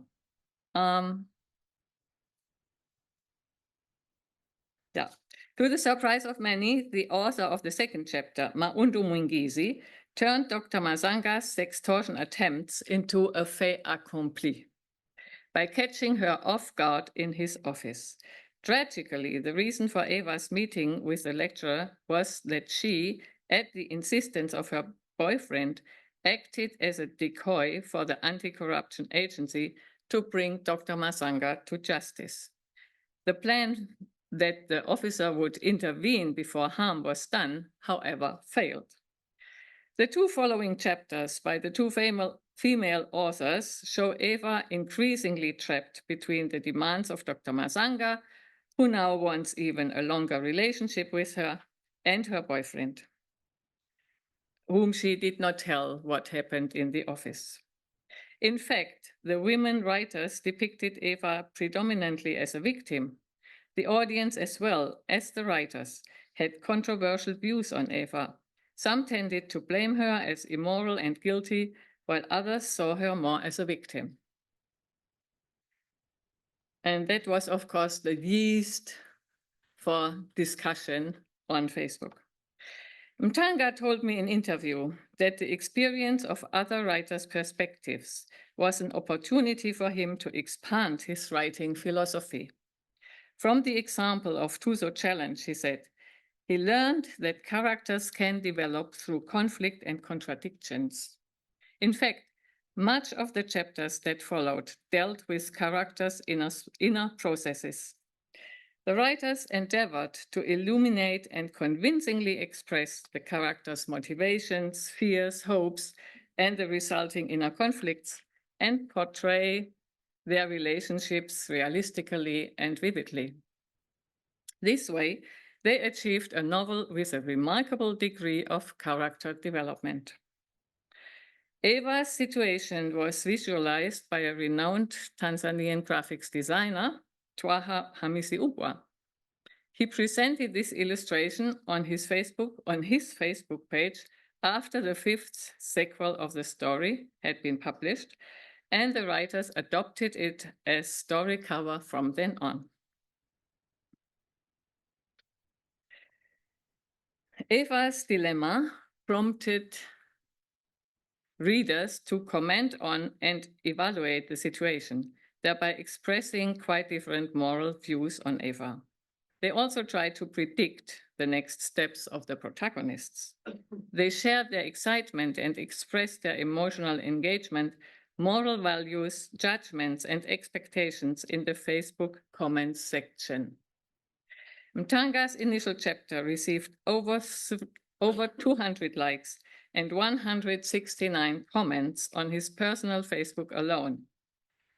20 readers shared his post, and conversations also ensued on their Facebook pages. Some of the conversations consisted of more than 30 contributions, with the authors being actively involved. The serial form of publishing also encouraged readers to participate in the writing process, making suggestions for story development, as they could hope that their comments would be considered by the authors of the next chapters. The competitive element of the writing process particularly captivated readers' attention and encouraged them to act as critics through their comments, and thus also contribute to the story development. Through the interaction between narrator and audience in the serial novel harks back to the practice of oral storytelling, now mediated through social media.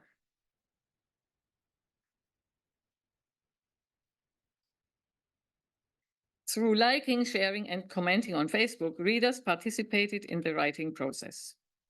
Their comments consisted of congratulations or even criticism of the authors, conjectures and wishes about the course of the story, as well as directly addressing protagonists.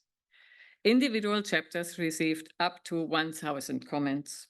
In addition, some comments were also sources of expertise and inspired the authors to do research or incorporate some comments into the text. In interviews, which I conducted with them, all authors acknowledged the role of the readers and their comments on Facebook.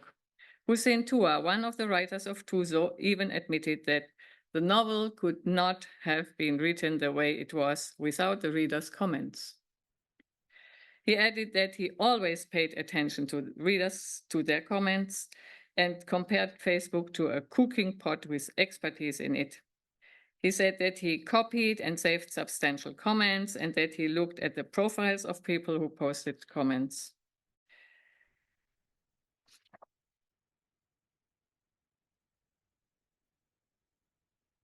As all authors stated in personal interviews, the Tuzo Challenge was a great learning experience for them. Their growing insight into the complexity of the issue of sextortion during the writing process and the interaction with readers enabled them to create rounded characters, which gives the novel a complexity that makes it a literary work of high quality. The exchange among authors and readers on the Tuzo Challenge on Facebook confirms Shola Adenekan and Helen Cousin's observation that in cyberspace, creative writers can rediscover the art of collaboration between the artist and his audience, which is missing in books. This is particularly pronounced when fiction is published in serial form, which offers readers space for comments and influence. Authors and readers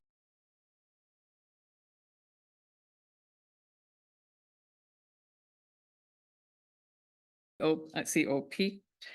Their interaction reflects the COP's emphasis on shared practices and engagement to achieve a common goal, which constituted their learning community. The common goal which constituted their learning community was to want to understand the mechanisms at work in sextortion and how this challenged their moral attitudes and judgments. Readers evaluating characters' actions from their own moral perspectives initiated discussions, provoked emotional responses, and contributed information and knowledge. The authors took part in the discussions and, in addition, acknowledged the influence of reader comments on the writing process. Some readers shared their expertise or referenced external online sources, transforming these comments into what Mtanka aptly referred to as a treasure trove of knowledge. They stimulated discussion within the community of authors and readers, promoting collective learning in exploring the intricate layers of sextortion within Tanzania's patriarchal society through reading fiction. Many readers realized the learning process and highlighted it and acknowledged it as a special achievement in their comments. Both authors and readers used the term Darasa Huru to capture this aspect, free class, to capture this aspect of the TUSO challenge, echoing the shared understanding that learning is a central component of their collaborative endeavor. For example, after chapter 10 had been published on Facebook, the authors announced their decision to finish the novel offline and publish it as a book. This is a common strategy to monetize literary works in which the authors freeze their realization on Facebook to hook readers to a story and then sell them the printed book on the market. The book was published within 3 months. The last 5 chapters showed Eva having taken the decision to fight for her rights, Dr. Masanga being brought to justice, and Eva being awarded a prize, or tuzo in Swahili.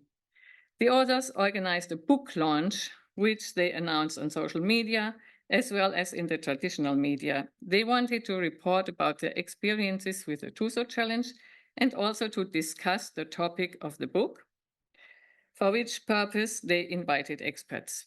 The event attracted a large audience and was then widely and enthusiastically reported in the Tanzanian media, which gave the authors and their book a lot of visibility and publicity. The picture I showed in the beginning with the 5 authors was from an article in The Citizen, a really major paper in Tanzania.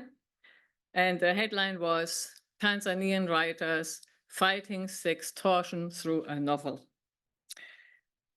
After only 5 days, the first 500 copies were sold out.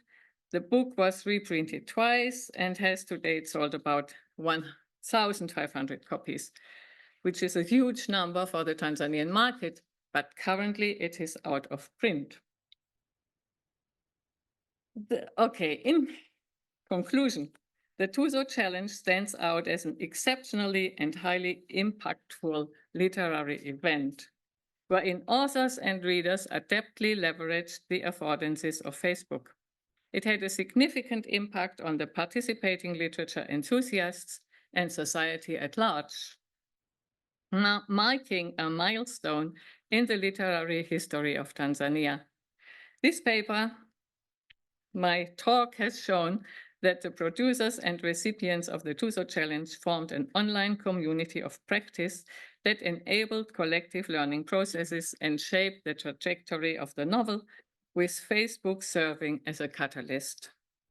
The premise for this was great reader excitement and authors fostering a friendly learning environment.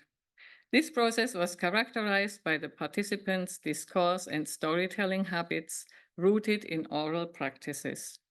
It resulted in a socially relevant collaborative novel of remarkable coherence. The high level of characterization and plot development achieved by the authors through participating in the COP shows that Swahili popular writers can produce works of high quality. Do I still have a minute? 1 minute? Okay, then.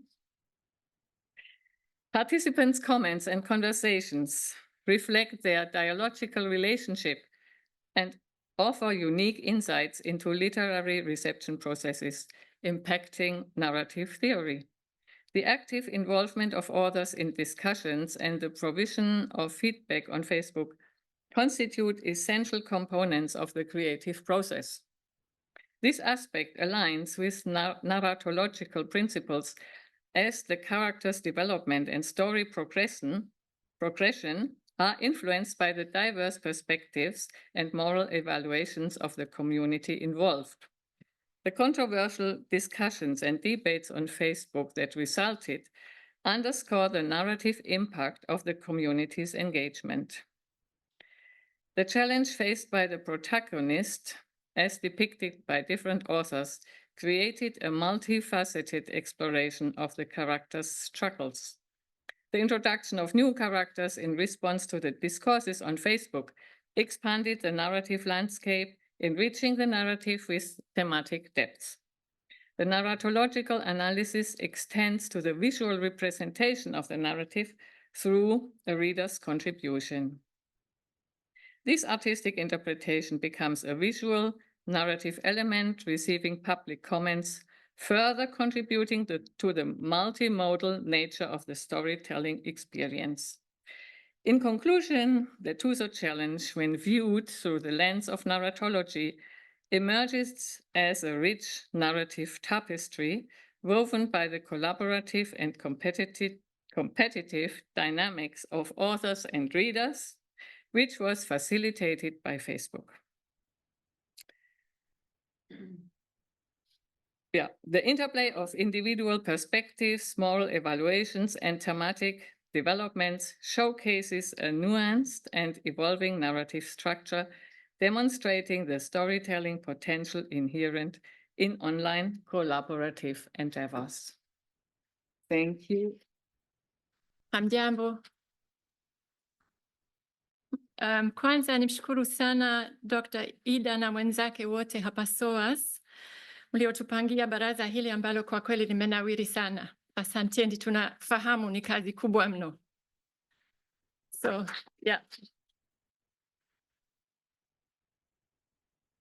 Mnaonijua hapa, mnaelewa kwamba kitabu hiki kilichukua miaka mingi sana kuandikwa na kuweza kutolewa. Hiki hapa. Safari ilikuwa ndefu mno, lakini tumefika. Na nasema tumefika kwa sababu si mimi tu mtunzi wa kitabu hiki. Kitabu hiki ni mavuno ya mazungumzo mengi sana na wazee kule kisiwani Pemba, walionielimisha na kunionyesha mambo. Na bila ya wao kunivumilia, basi kitabu hiki kisingekuwepo kamwe. Kwa hivyo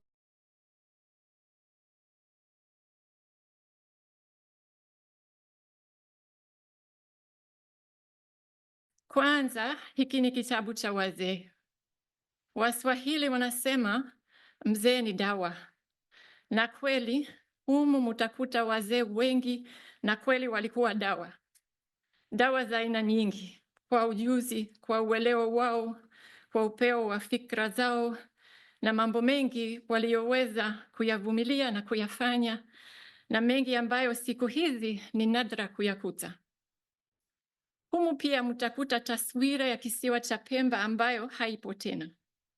Hapo nakusudia maisha yalivyokuwa katika ile miaka ya zamani, kabla ya mapinduzi ya Zanzibar, maisha ya kijijini yalivyokuwa na mabadiliko yaliyokuja baadaye mpaka hapa tulipo sasa.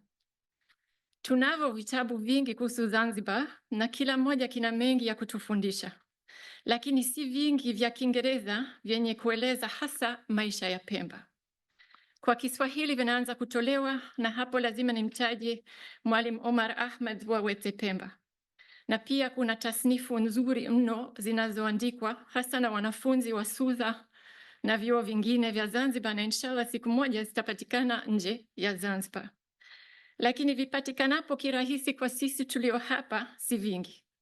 Kwa hakika kitabu cha Mwalimu Elizabeth McMahon ni muhimu sana pia. Kwa hivyo kitabu hiki mimi naomba kiwe kingine chenye kuhifadhi historia na utamaduni wa kisiwa hiki ambacho kwa kweli kinastahili kujulikana zaidi. Tuje katika hili neno uchawi kwanza, kwa sababu nahisi wengi wenu mtakuwa una maswali. Lazima niseme kwamba neno hili uchawi si neno rahisi wala halina maana moja tu. Nikisema uchawi kwa Kiswahili, basi kwa Kiingereza naomba tuseme mystical power kwa sasa. Na tukubali kwamba maneno hayo, uchawi na mystical power, yanahusu mambo ambayo si rahisi kuyaona. Mambo yaliyofichika tuseme. Na tukubali pia kwamba mambo yasiyoonekana ni muhimu sana katika jinsi watu wengi wa Pemba na Zanzibar nzima na sehemu nyingi za Afrika Mashariki wanavyosoma mazingira yao, mambo yanayowazunguka. Hapo kwa Kiingereza niseme tunaingia kwenye ontoepistemolojia.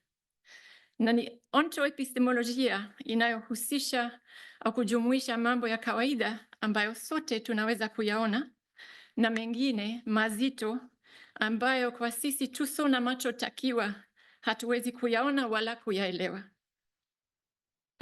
Wengi wenu mnajua kwamba Pemba na watu wake wana sifa ya kuwa na ujuzi maalum na nguvu nyingi katika mambo yasiyoonekana. Katika kitabu hiki, sifa hii inaenda sambamba na dhana ya kwamba Wapemba kwa jumla wana nguvu fulani ya kufanya mambo kwa nia moja, ya kuvumilia mengi, ya kushikamana na kuweza kujitawala. Na tunaelewa vyema pia kwamba dhana au hamu ya kujitawala ni dhana muhimu katika Zanzibar nzima. Hai, maneno mengine tunayokuta katika kichwa cha kitabu ni politics and power. Uchawi and politics are both about power. They're not the same thing, but they're very interestingly intertwined. Sehemu ya kwanza ya kitabu hiki kinaeleza kwa hatua uchawi wa zamani ulivyokuwa. Cha pili kinaeleza jinsi ukoloni wa Kiingereza na baadaye mapinduzi ya Zanzibar zilivyowaathiri wazee wa Pemba na wazee wa Pemba walivyopambana nazo. Sehemu cha tatu inaingia katika siasa hasa, kueleza nafasi ya Pemba katika siasa za Zanzibar. Hichi ni kitu ambacho kinajulikana wazi, lakini si sana ukikuta katika maandishi ya kitaaluma yanayoandikwa Kiingereza. Kuzungumzia wazi kwa Kiingereza siasa za miaka ya karibuni kisiwani Pemba ni mchango mwingine wa kitabu hiki. Sawa, labda niwasomee kidogo muone mwingiliano wa haya mambo ambayo kama hamjazoea yanaweza kufikiriwa kama ni mbali.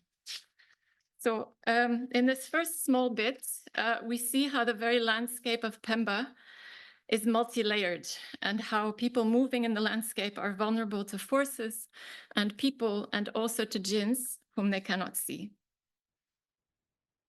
In 1991, Said, his brother and a friend, attended a Tarab show an hour away from home.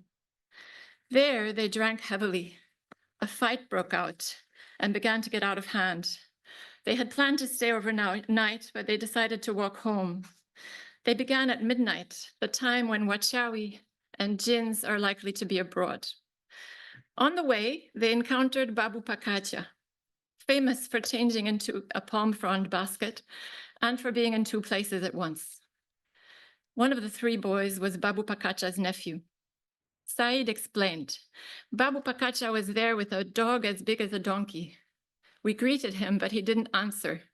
We should have known the dog was Mchawi, but we were drunk and we didn't care. We kept going and we saw another big dog. It looked at us and we started to sober up. Then we saw Babu Pakacha again. He was behind us before and now he was here ahead. We thought if he catches us, he'll give us a hard time. Let's run. We hid in some bushes. There he was again, saying, where are you going? Just home, we said. Babu said, home? How come you're out so late? We told him. He said, are you sure you'll get home safely? But we were confident. What was there to stop us from getting home? Babu Pakacha said, do you see what's going on over there? He pointed at some trees, but all we saw were lightning bugs. We told him so. Then he called us over, put some powder on his hands and wiped our faces with it. Now look again, he said. We saw a huge gathering of people. The lightning bugs had become gas lamps. The Wachawi had closed the road, walifunga njia, so a person walking by wouldn't see. The place was surrounded by guards, human and jinn. Babu Pakacha said, your eyes have been opened. The beer left us. We were totally sober. The boys wondered how they would get home unharmed now that they had seen. Babu Pakacha looked for some twigs. He cut the twigs into small pieces, then told us to open our mouths. Cover these twigs with your tongues, he said. Don't take them out, and don't let anyone take them out for you. Don't talk to anyone until you're back home. Babu Pakacha told us to walk in a line, one behind the other. They found themselves in bush they didn't recognize. They walked on, mouths tightly closed. They reached a well-known Uchawi meeting ground. Its tree was in flames. They kept going. They passed a burial ground from which they heard sounds of a person being beaten. They wanted to run, but could only walk slowly. When they reached the mosque, they met another Mzee, Nasor bin Saif, standing at the well. They were anxious. They were about to pass Nasor bin Saif without greeting. Nasor said, "Children, stop." What could they do? They stopped. He asked, "Where have you been?" They couldn't answer, but Nasor already knew. He was a great Mchawi. "All right," he said. He ladled some water and went up to each one, pouring water on their faces. "Now give me what Babu Pakacha gave you." Now it got very funny. Each revealed what was under his tongue. Collecting the twigs, Nasor admonished them. "You children are playing with the nighttime," he said. "Aren't you afraid?" They still couldn't speak. The twigs were so powerful. He poured water on them again and again until their minds returned. Their legs were theirs. They could move. "Go home," Nasor said. Each boy was terrified. They stood still. Nasor bin Saif said, "Go. You won't have any problems. Just go." As we got to Jonza and passed Ami Simamu's place, Ami suddenly became possessed. All his jinns came into his head because the boys were passing, and the boys had been touched by Uchawi. He wouldn't stop shouting. Next, they saw another elder sitting in front of a house. He too knew. He called them over and walked around them, reciting from the Quran to relieve them of any remaining Uchawi. And then Ami's spirits quieted and they were able to go home. It was a long time, Said said, before we walked around at night again.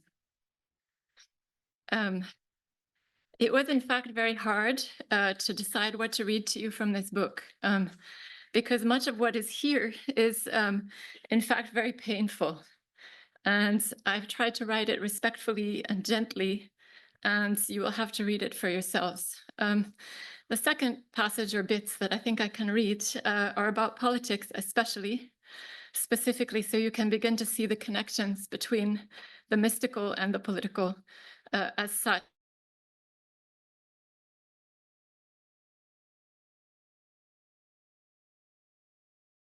Many people loved, and who I also thank in this book because he was very patient with me and with all foreign researchers in Zanzibar. And he very much believed that all parts of Zanzibar should have their stories told and their histories valued. So his loss is a great wound.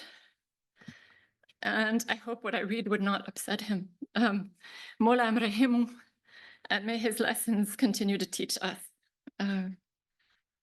This is about how Uchawi and history go together. Uchawi is also palpable when Pemban elders speak of political history.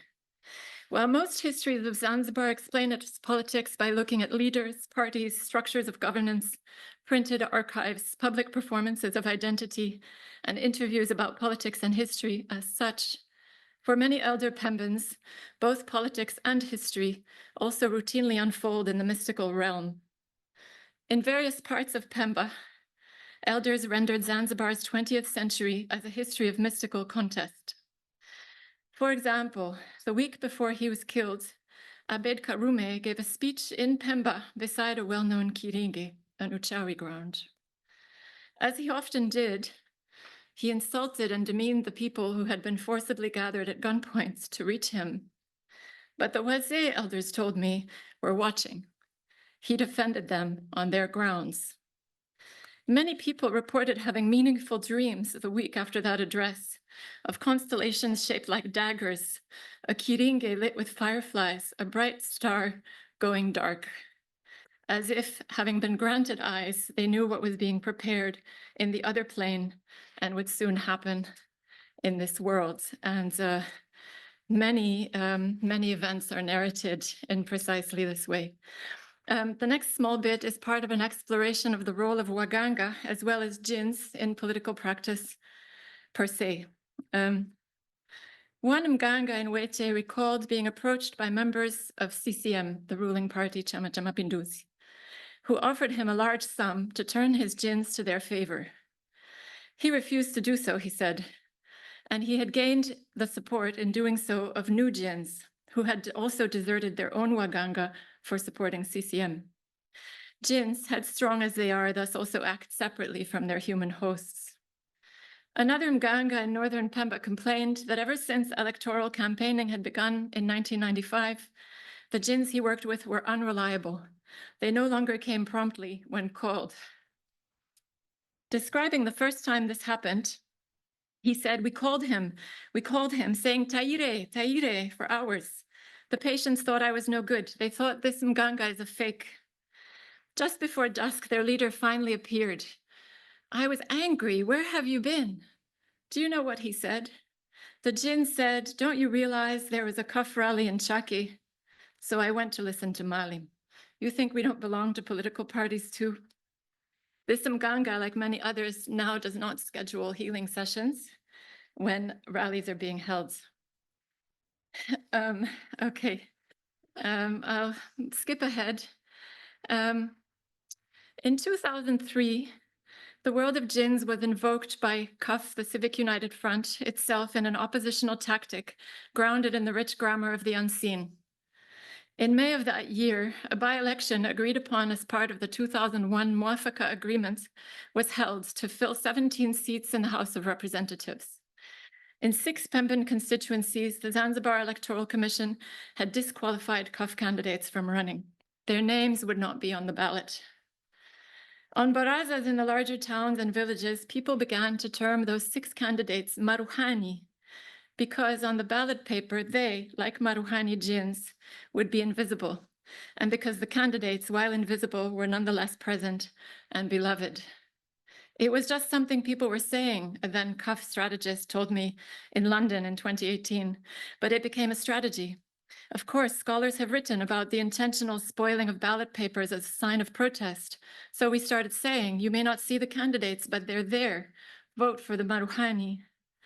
For urbane political strategists versed in literatures of Western governance, calling for spoiled votes by this reference to the world of jinns was initially just a clever strategy to motivate Pembans, thought to be particularly given to the mystical.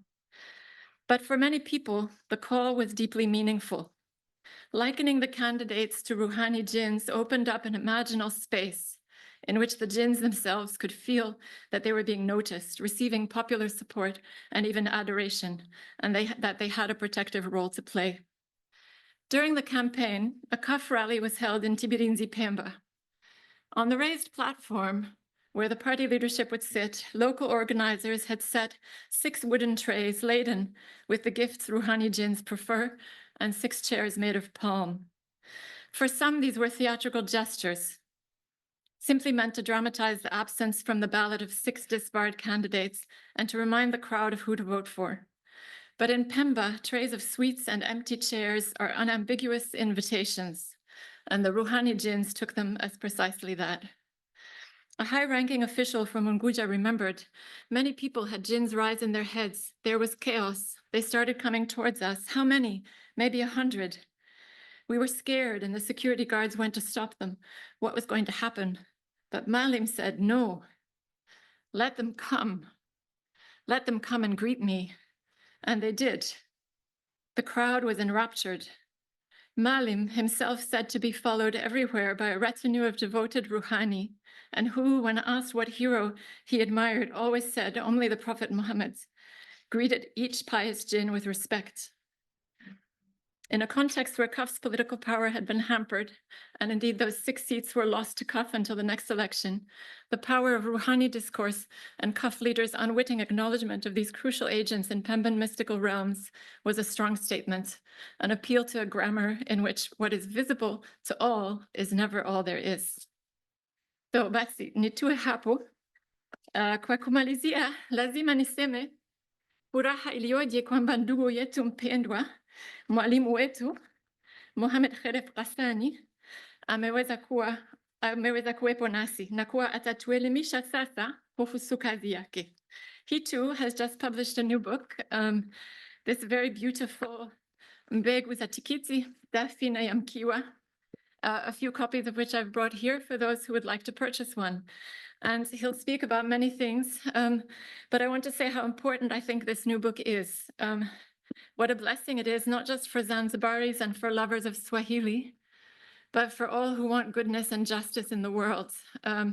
For he too, like the Wazee of Pemba, sees what is hidden and knows how to draw together what is near and far and shows us the world in ways we haven't seen it before, and also as we know that it should be.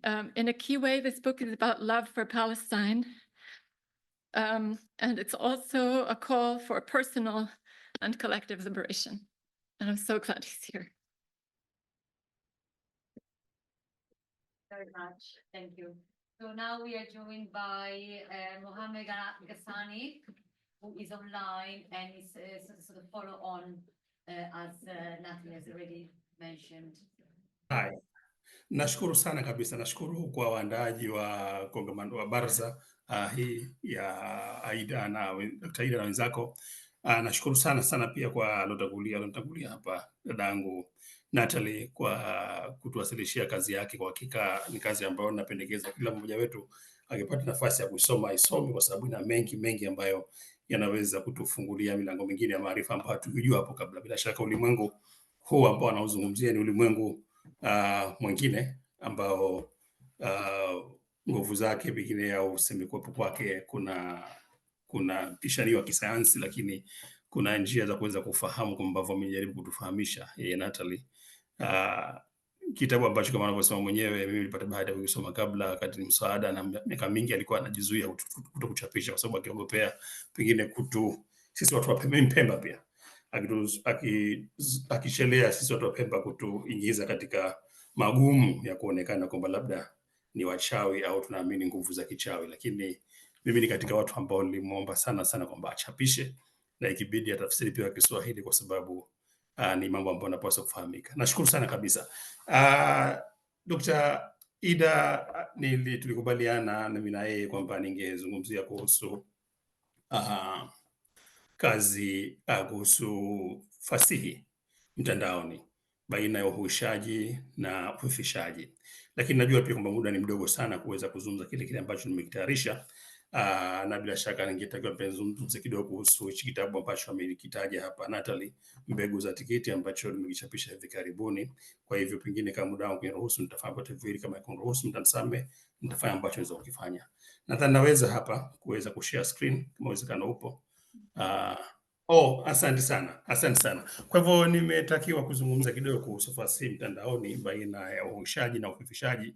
Kuhuisha maana yake ni kufanya kitu ikawa hai au kufanya kitu ikawa bora zaidi, na kufifisha hapa si kwa maana ya kufa, lakini kwa maana ya kupunguza nguvu yake au kufanya kwamba kiwe dhaifu. Sasa panapohusika maana hasa ya fasihi kwa maana ya sanaa itumiayo lugha kufikisha ujumbe, na kwa sababu tunasema kwamba lugha fasihi si lugha kama lugha nyingine katika maeneo, ni lugha ambayo wanavyosema wataalamu ni lugha zaidi ya lugha, kwa sababu inatumia temathali za semi na uteuzi wa maneno, ina uhamishaji wa maana mengine mengi kabisa, ina uhalisia na upekee, ndio inafanya ikawa ni fasihi, ikawa ni lugha ya fasihi. Lakini kuhusu mahala ambapo fasihi inatumika, hakuna mpaka. Kuna mpaka kwenye lugha ina gani itumike, lakini kuhusu wapi itumike, kwa hakika kwa maoni yangu mimi, maana yake ni uzoefu wangu binafsi katika jambo hili, hakuna mpaka wapi fasihi inaweza kutumika. Na kwa hivyo kwangu mimi au kwa uzoefu wangu ni kwamba kila mahali, kila wakati fasihi ina nafasi na umuhimu wake. Mimi pamoja na kuwa ni mwandishi wa kazi za fasihi au najaribu kuandika kazi za fasihi, pia ni mwandishi wa habari. Kwa hivyo najikuta wakati mwingine katika zangu za habari maneno ya kifasihi au lugha ya kifasihi inapaswa kutumika au inatumika. Nasikia pia wanasiasa wakati mwingine wanatumia fasihi, nasikia pia mafundi au watu wengine wanatumia fasihi. Kwa hivyo ni kila pahala ni pahala pa fasihi. Sasa mitandao na fasihi, majukwaa ambayo mitandaoni kwa ufupi kama Facebook, kama sasa X inaitwa, zamani kitu Twitter, Instagram, YouTube na podcast, ni miongoni mwa hizo kumbi ambazo tunasema ni kumbi za hawa majukwaa ya mitandaoni, ni kumbi za mawasiliano ambazo zimehamishiwa au kuongezewa, maana si lazima kwamba moja kwa moja watu wamehama kutoka ili zile njia za kawaida za vibaraza, za vikao, za vijiwe za kuzungumza pengine hawajahama moja kwa moja, lakini hii ni nyongeza ya majukwaa ambayo saizi watu wanaweza kuyatumia. Kwa madhali fasihi imekuwa ikibuniwa na kusimuliwa kwenye vibaraza, kwenye vijiwe na kwenye vikao vingine vya kijamii, basi ni sawa kusema kwamba inaweza kubuniwa na kusimuliwa sasa kwenye majukwaa ya mitandaoni. Mfano wa Dr. Uta ambao wametangulia saizi kuzungumzia namna ambavyo tuzo challenge vipi waandishi wa fasihi ya Kiswahili ukiongozwa na Fadhili Tua na wenzake Maundo Mwingizi na wengine wameandika riwaya mtandaoni kwenye Facebook na kupata maoni pia ya wachangiaji na comments zao, maoni yao ikawa ni sehemu ya riwaya hiyo. Inaonyesha wazi kwamba kumbe mitandao hii ya kijamii pia ni mahala pengine ambapo kazi za fasihi zinaweza kubuniwa pia, sio tu kusimuliwa, lakini pia kubuniwa na baadaye kwa hivyo zikasambazwa. Tofauti moja ni kwamba majukwaa ya mitandaoni eneo lake ni kubwa zaidi la hadhira, na kwa hivyo inaweza kuwashirikisha na kusambaza kazi kubwa katika eneo kubwa zaidi kuliko ni vile ambavyo tumezoea katika hali ya kawaida. Kama mtu akinunua kitabu ni yeye peke yake, atasoma kitabu cha ushairi au riwaya au tamthilia yeye peke yake bila ya kwamba amesoma na mwenzake, au pengine itakuwa ni ile audience, hadhira ni sehemu ndogo kabisa. Hapa kwa mtandaoni, kwa sababu ni sehemu ya mass media, mass communication, kwa hivyo yani pana eneo kubwa zaidi la mawasiliano na hadhira ni kubwa zaidi yapokea kazi ile pale. Lakini hapa ndipo ambapo yanazuka maswali magumu kuhusu hilo sasa, kwa sababu tayari eneo la kubwa eneo la hadhira limekuwa ni kubwa. Eneo la ushiriki limekuwa ni kubwa. Hasa je, ushiriki mitandaoni panapohusishwa na uhalisia vinakuwaje? Kwa sababu miongoni mwa sifa ya kazi ya fasihi ni uhalisia. Manake ni kwenda sambamba na mazingira au na yale ambao wanalengwa. Je, ni kila wakati pale ambapo kazi ya fasihi ambayo imetupwa tu mtandaoni au ambayo imesukumwa katika majukwaa haya kama X au Instagram, TikTok na kadhalika inaweza kuakisi uhalisia? Hili ni swala ambalo bila shaka ni swala gumu na si kila wakati linakwenda hivyo.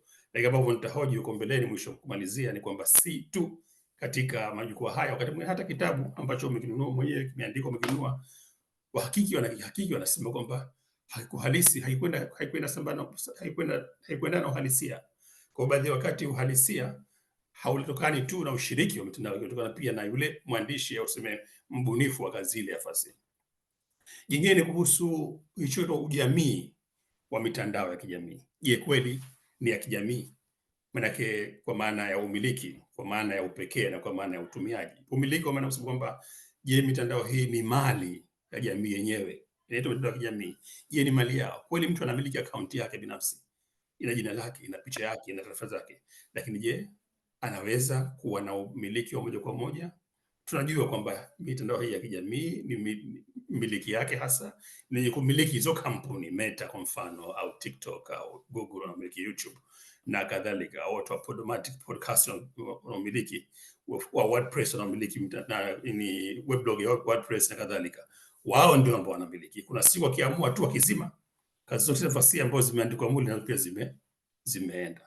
Kwa hivyo huenda ikawa swala la umiliki hapa linaondoa ile hoja ya kufifisha au kuhuisha pande mmoja.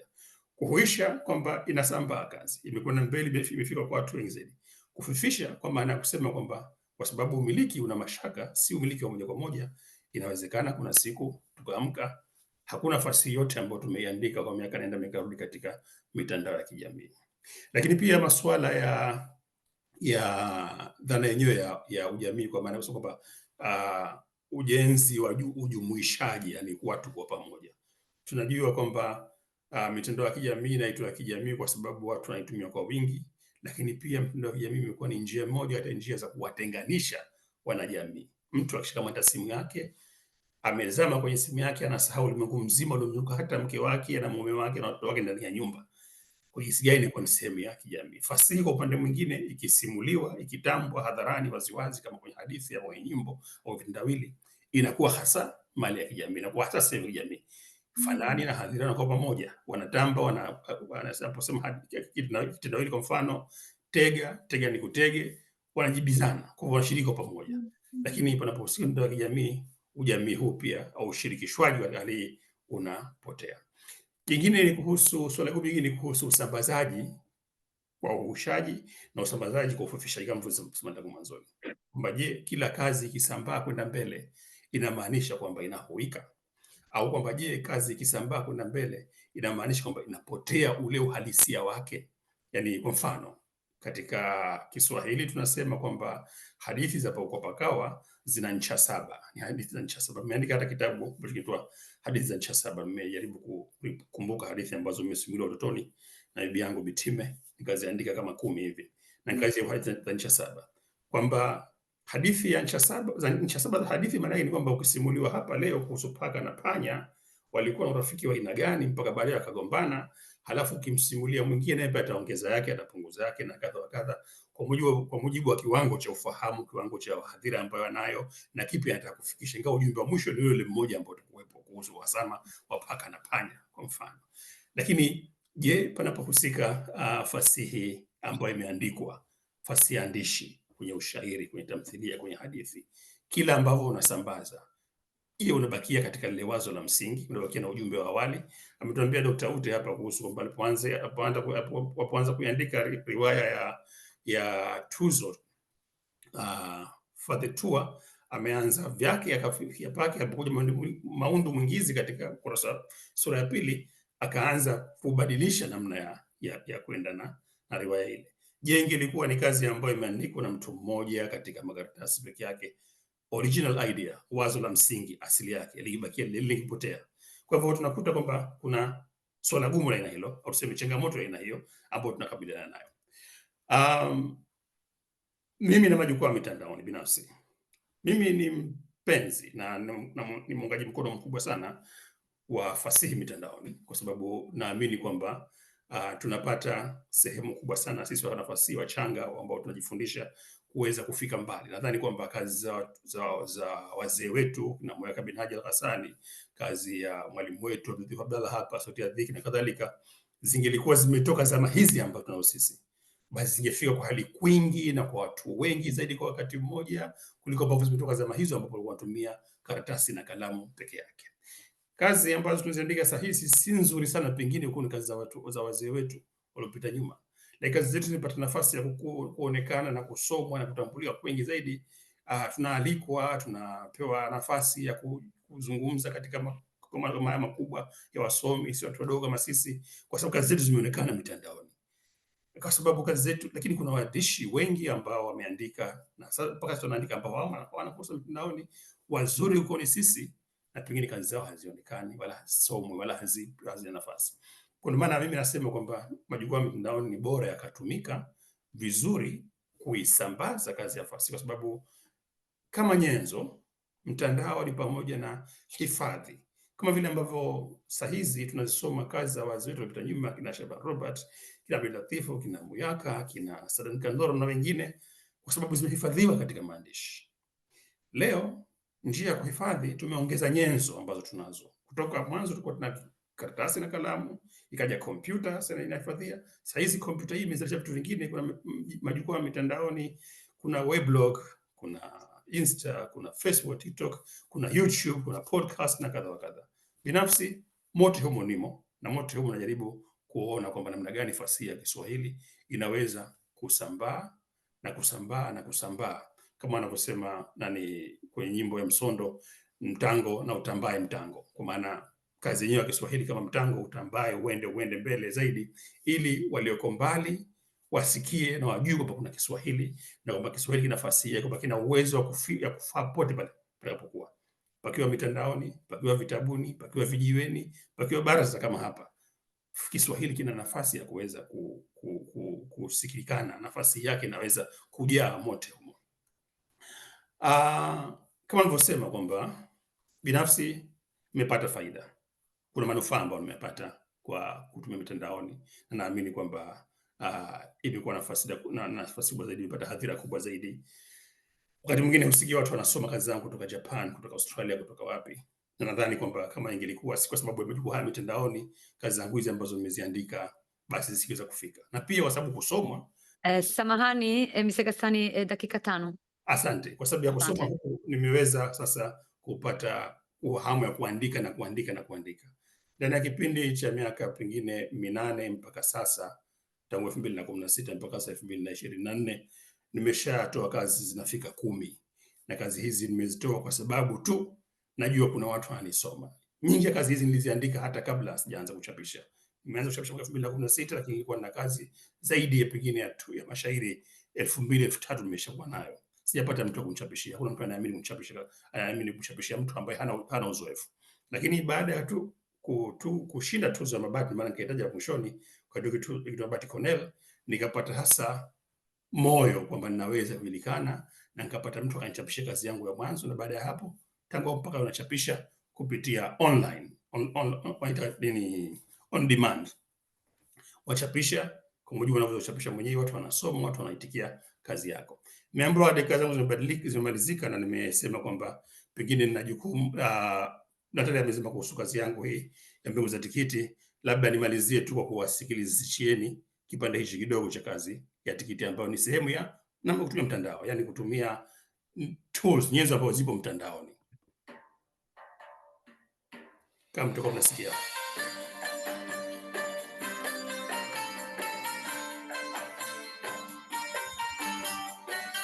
Linapopondwa tikiti kwa marungu na maguti au kuwashwa baruti, mbegu zake hurembewa. Hata wakilihujumu kwa mizinga na mabomu, dhuluma kulidhulumu, mbegu zake husambaa. Wanapolikatakata mapanga kulikeketa, kalipiga na ukuta, mbegu zake huzagaa. Walibwage ardhini, walitwange jabalini, wenyewe wanajihini, mbegu zake wazisia. Wakirusha makombora ilipate madhara, huwa kwake ni dharura, mbegu zake kuenea. Walikatiapo maji ndipo livapo taji, hasara kwake haiji, mbegu zake zinamea. Laitwa tikiti maji, kwa hapa ndilo mwenyeji, kwenye miji na vijiji mbeguze za tandawaa. Kwa hapa lina asili tangu enzeli na enzeli, sila kuja kutoka mbali na mbeguze za bakia. Hapa ndipo yake jadi la viunga na biladi, kutoka wadi na wadi mbegu zake zimejaa. Hapa ni pao nyumbani, sigeni katu sigeni, ndipo pake maskani, mbegu zinaselelea. Yangazuka ya kuzuka, yakatuka ya kutuka, kamwe hazitaondoka, mbegu zake zabakia. Zabakia zioteshe, mitikiti inogeshe, na matikiti yalishe kwa wenye kiu na njaa.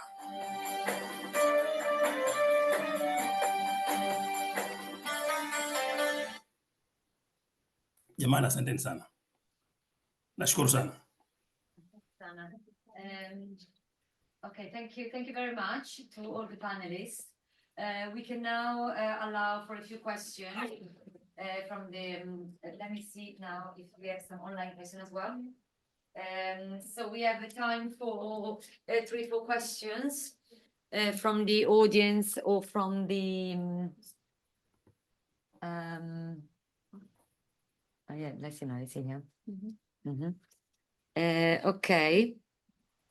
So, all right, there wasn't, okay. So is there are any questions from the floor to any of the panelists?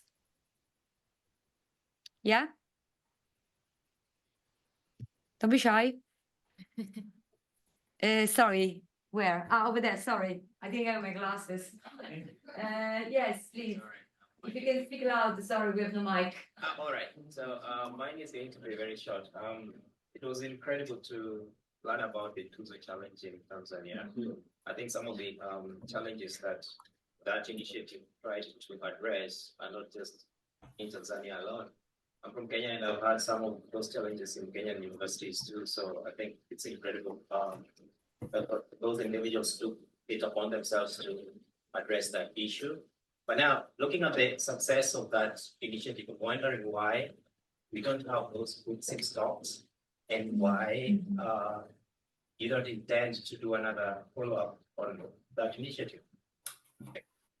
Thank you. Very good question. Uta, do you want to answer? Yeah, thank you very much. I think it should be translated into English. And I even started to try to find a publisher, but that's really not easy.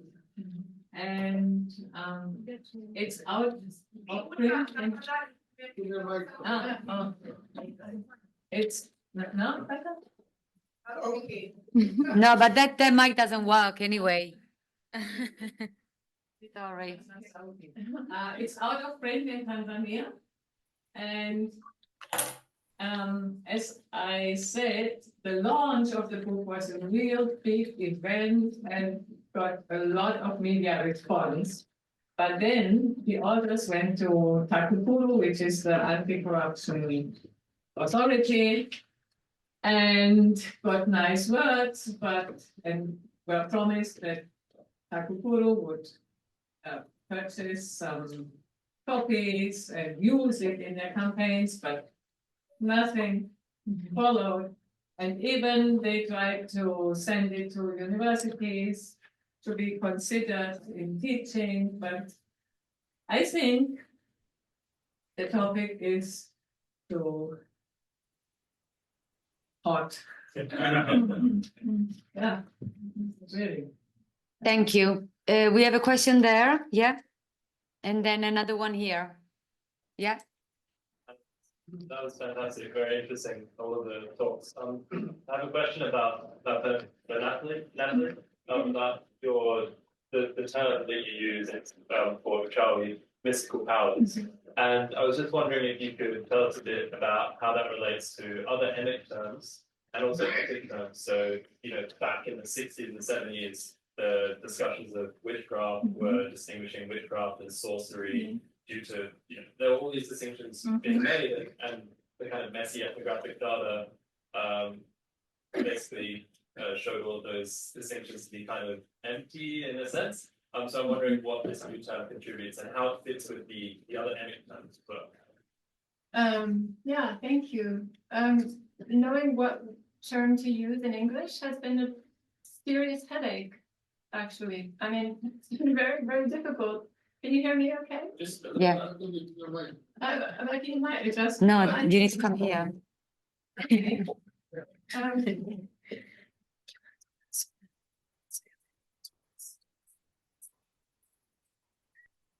That was a great difficulty of knowing how to write about this world, honestly. And I don't like the words witchcraft or sorcery. I think they come from a really kind of Western epistemological framework that is